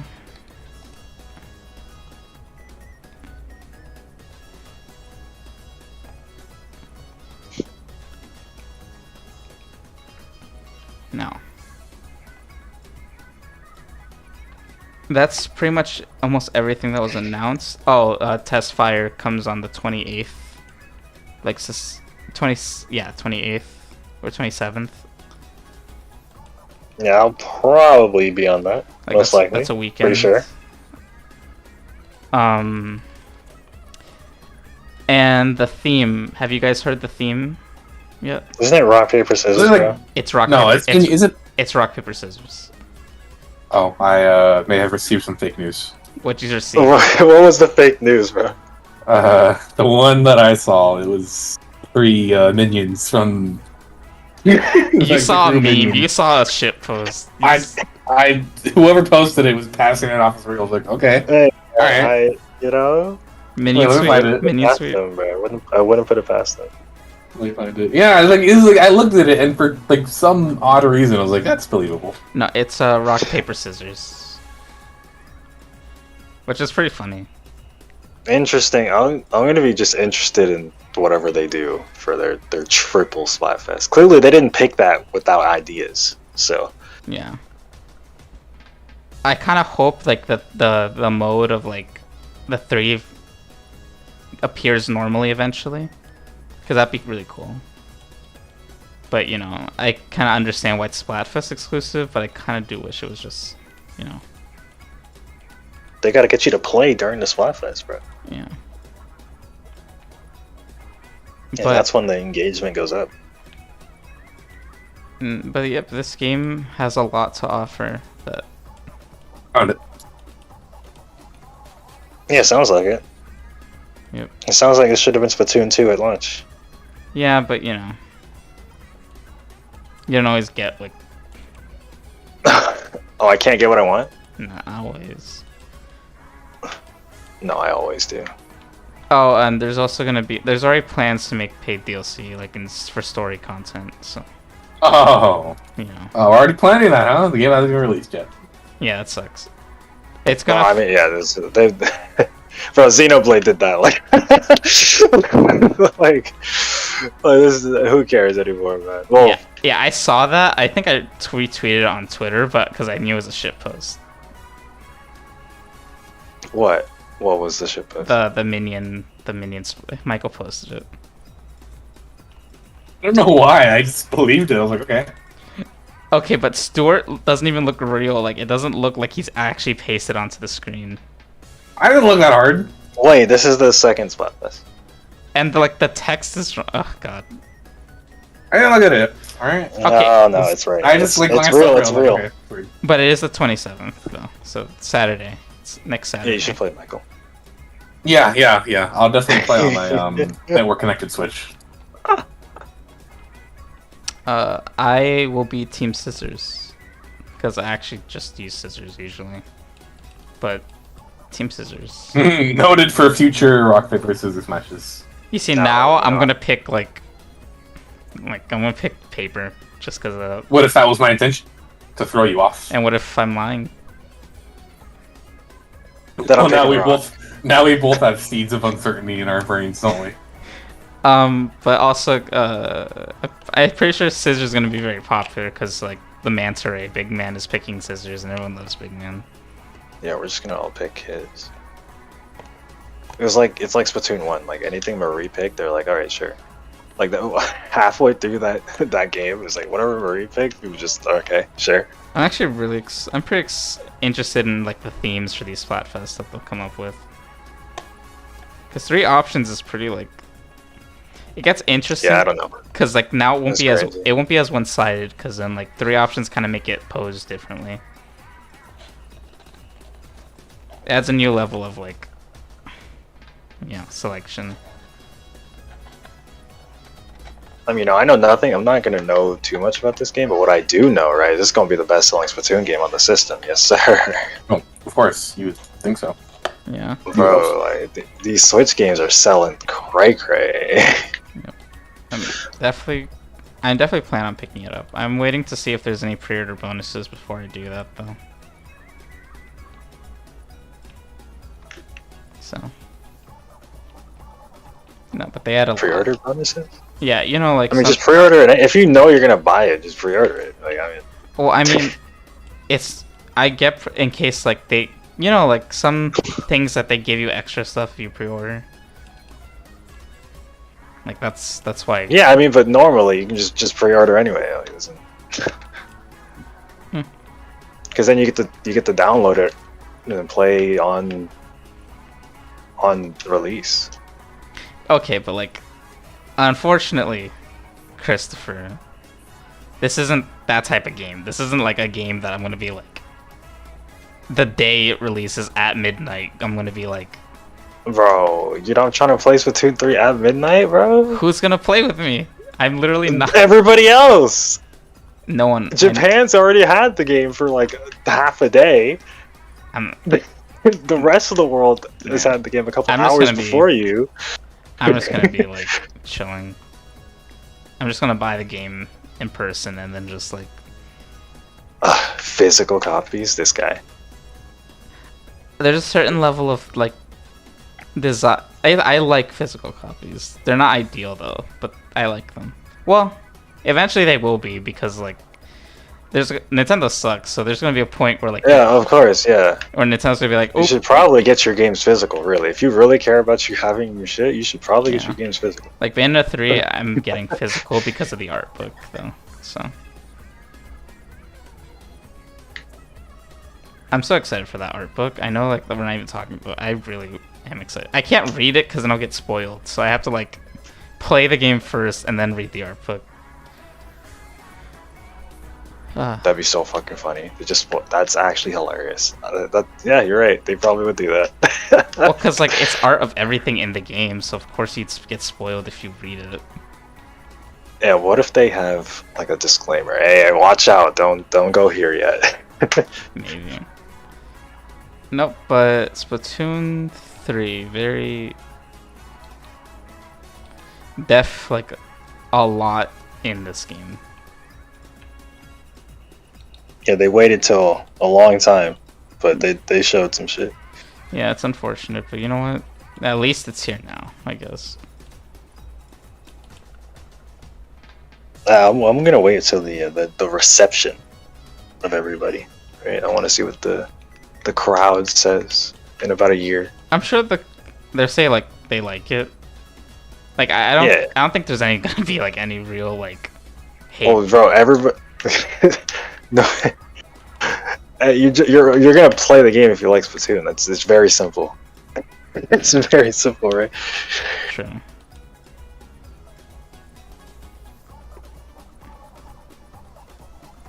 But no, it's But you know what we're all playing though. You know, speaking of shooters that we're all gonna be playing, right?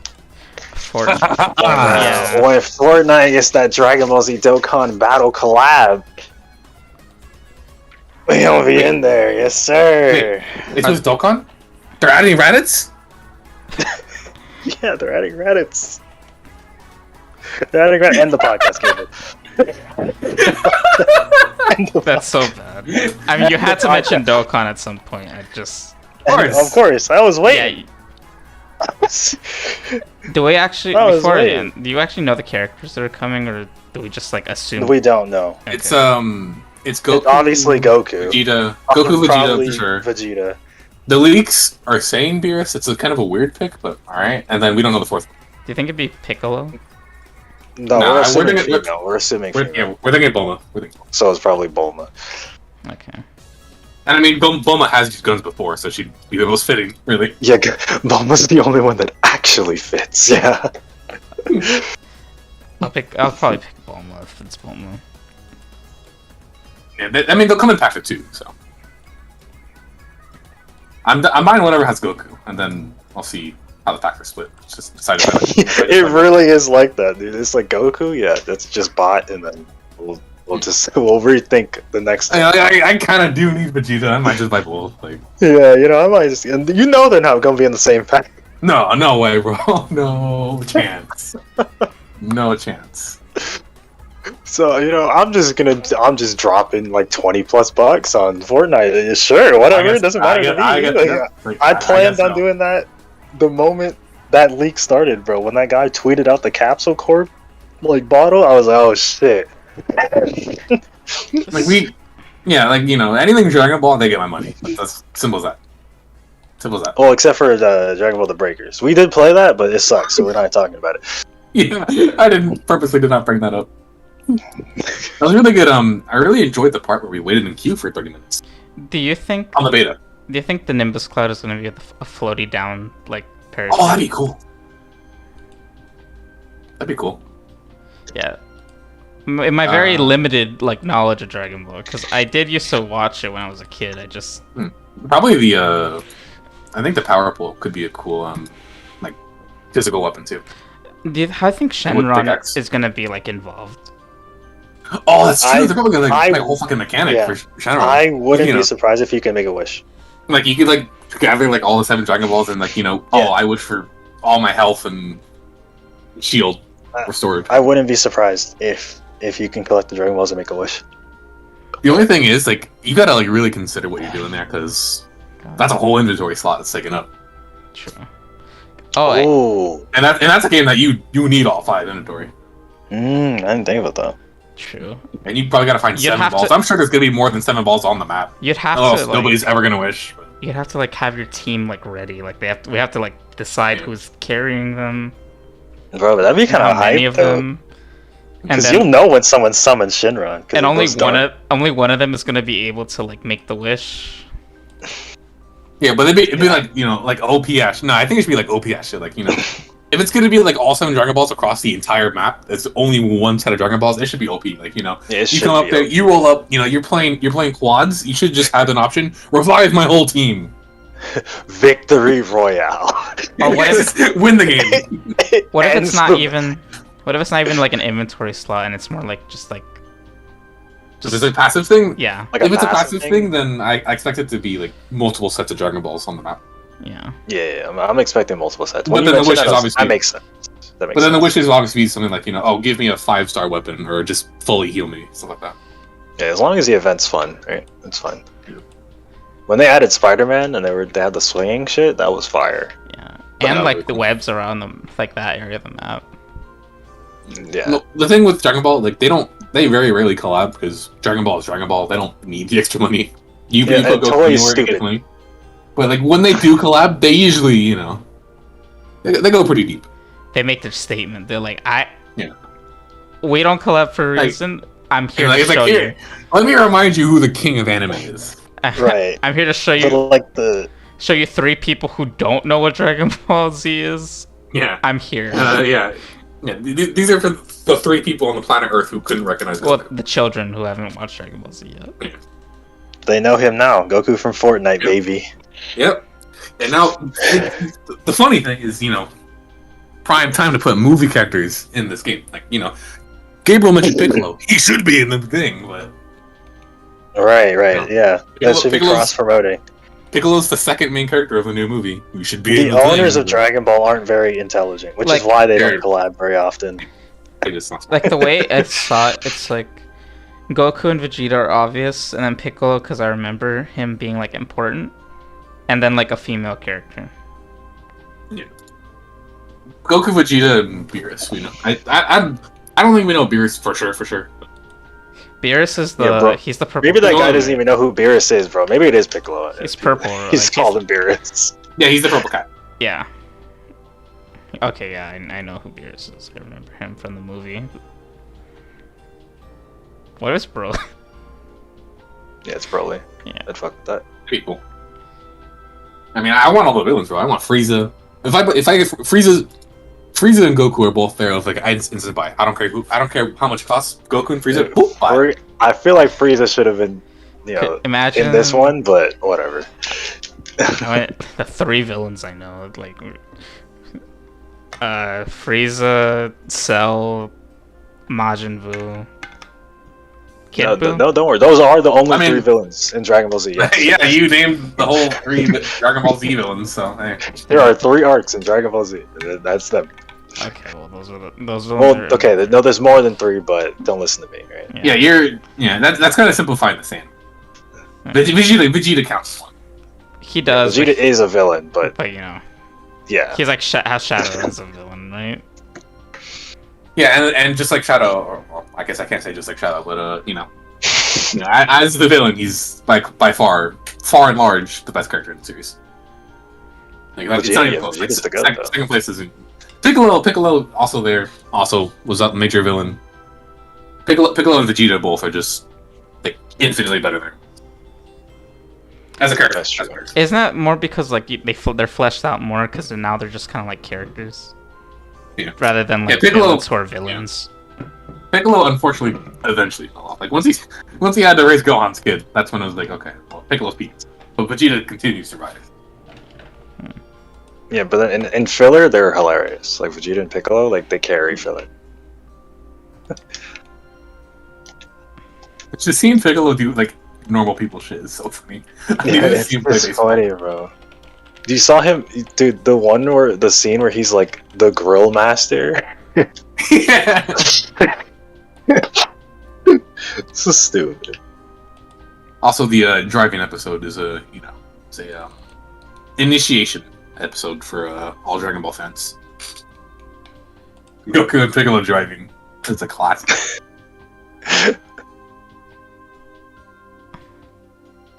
So I mentioned the Fortnite thing as a joke, bro. You should have really ended the podcast when I said to. Yeah, but I mean, either way. Content. We did talk about video. Either way. Yeah, when are we gonna talk about a TV show? We're gonna talk about anime. No. Yeah. We already talked. Don't worry, I also groaned. We already talked about anime. Okay, no. They didn't die. It just turned off. Alright. Well. Yeah, I mentioned anime, and his headphones are like, yo, I'm out of here. Alright. Well. Yeah, we're not the anime podcast. Yeah, that's all we got to talk about today, so. Yeah, stay tuned for the something podcast where we do talk about anime. Yeah. Coming. And then tune in for the 20 something after hours podcast. 20XX. That's not going up. I've already slipped up twice in this one. Wait, what's the third one, huh? What's the third one? Should I drop a third one, bro? Wait for the something podcast where it's literally no. It's literally just me posting the audio footage of Michael and Chris saying bad things. No. Don't include me. Yeah, when he's included, it's a problem. And then on the screen, it's just gonna be like a slideshow of the text bad things. I'm literally Oh, yeah? I've never said anything bad. I've also never said anything bad. Oh yeah, I'm gonna include something right now. No. Listen. We gotta save the Chris controversy from when we go up in popularity, but then we start like evening out a little bit. Like, the line starts like flattening a little bit. We're at like 20K subscribers, and then we're not seeing a lot of growth. We gotta get something to pump it back up. Bro, yeah, we need them Keemstar views. Yeah. Oh God, no. That's when we start pushing out the things Chris said. Yeah, that's when we start pushing out the the 5-year-old messages. I mean, listen. You look at the 5-year-old messages. Would you still say that? They're not too. I wouldn't, but it's like I wouldn't, but I would still think it was. I would still think it's funny. That's exactly what I thought. The joke would still be in my brain, but I would be like, that wouldn't be funny to anyone else. Anyway, that's the end of our podcast. I'd like to thank everybody for. No, I wouldn't.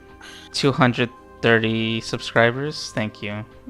It's like a double growth from last. This shit crazy, bro. Y'all don't even watch the podcast. That shit is crazy. But if any of you got to this, thank you so much. Okay, next video is coming this month. So, any girl gamers in the chat, give me your phone numbers.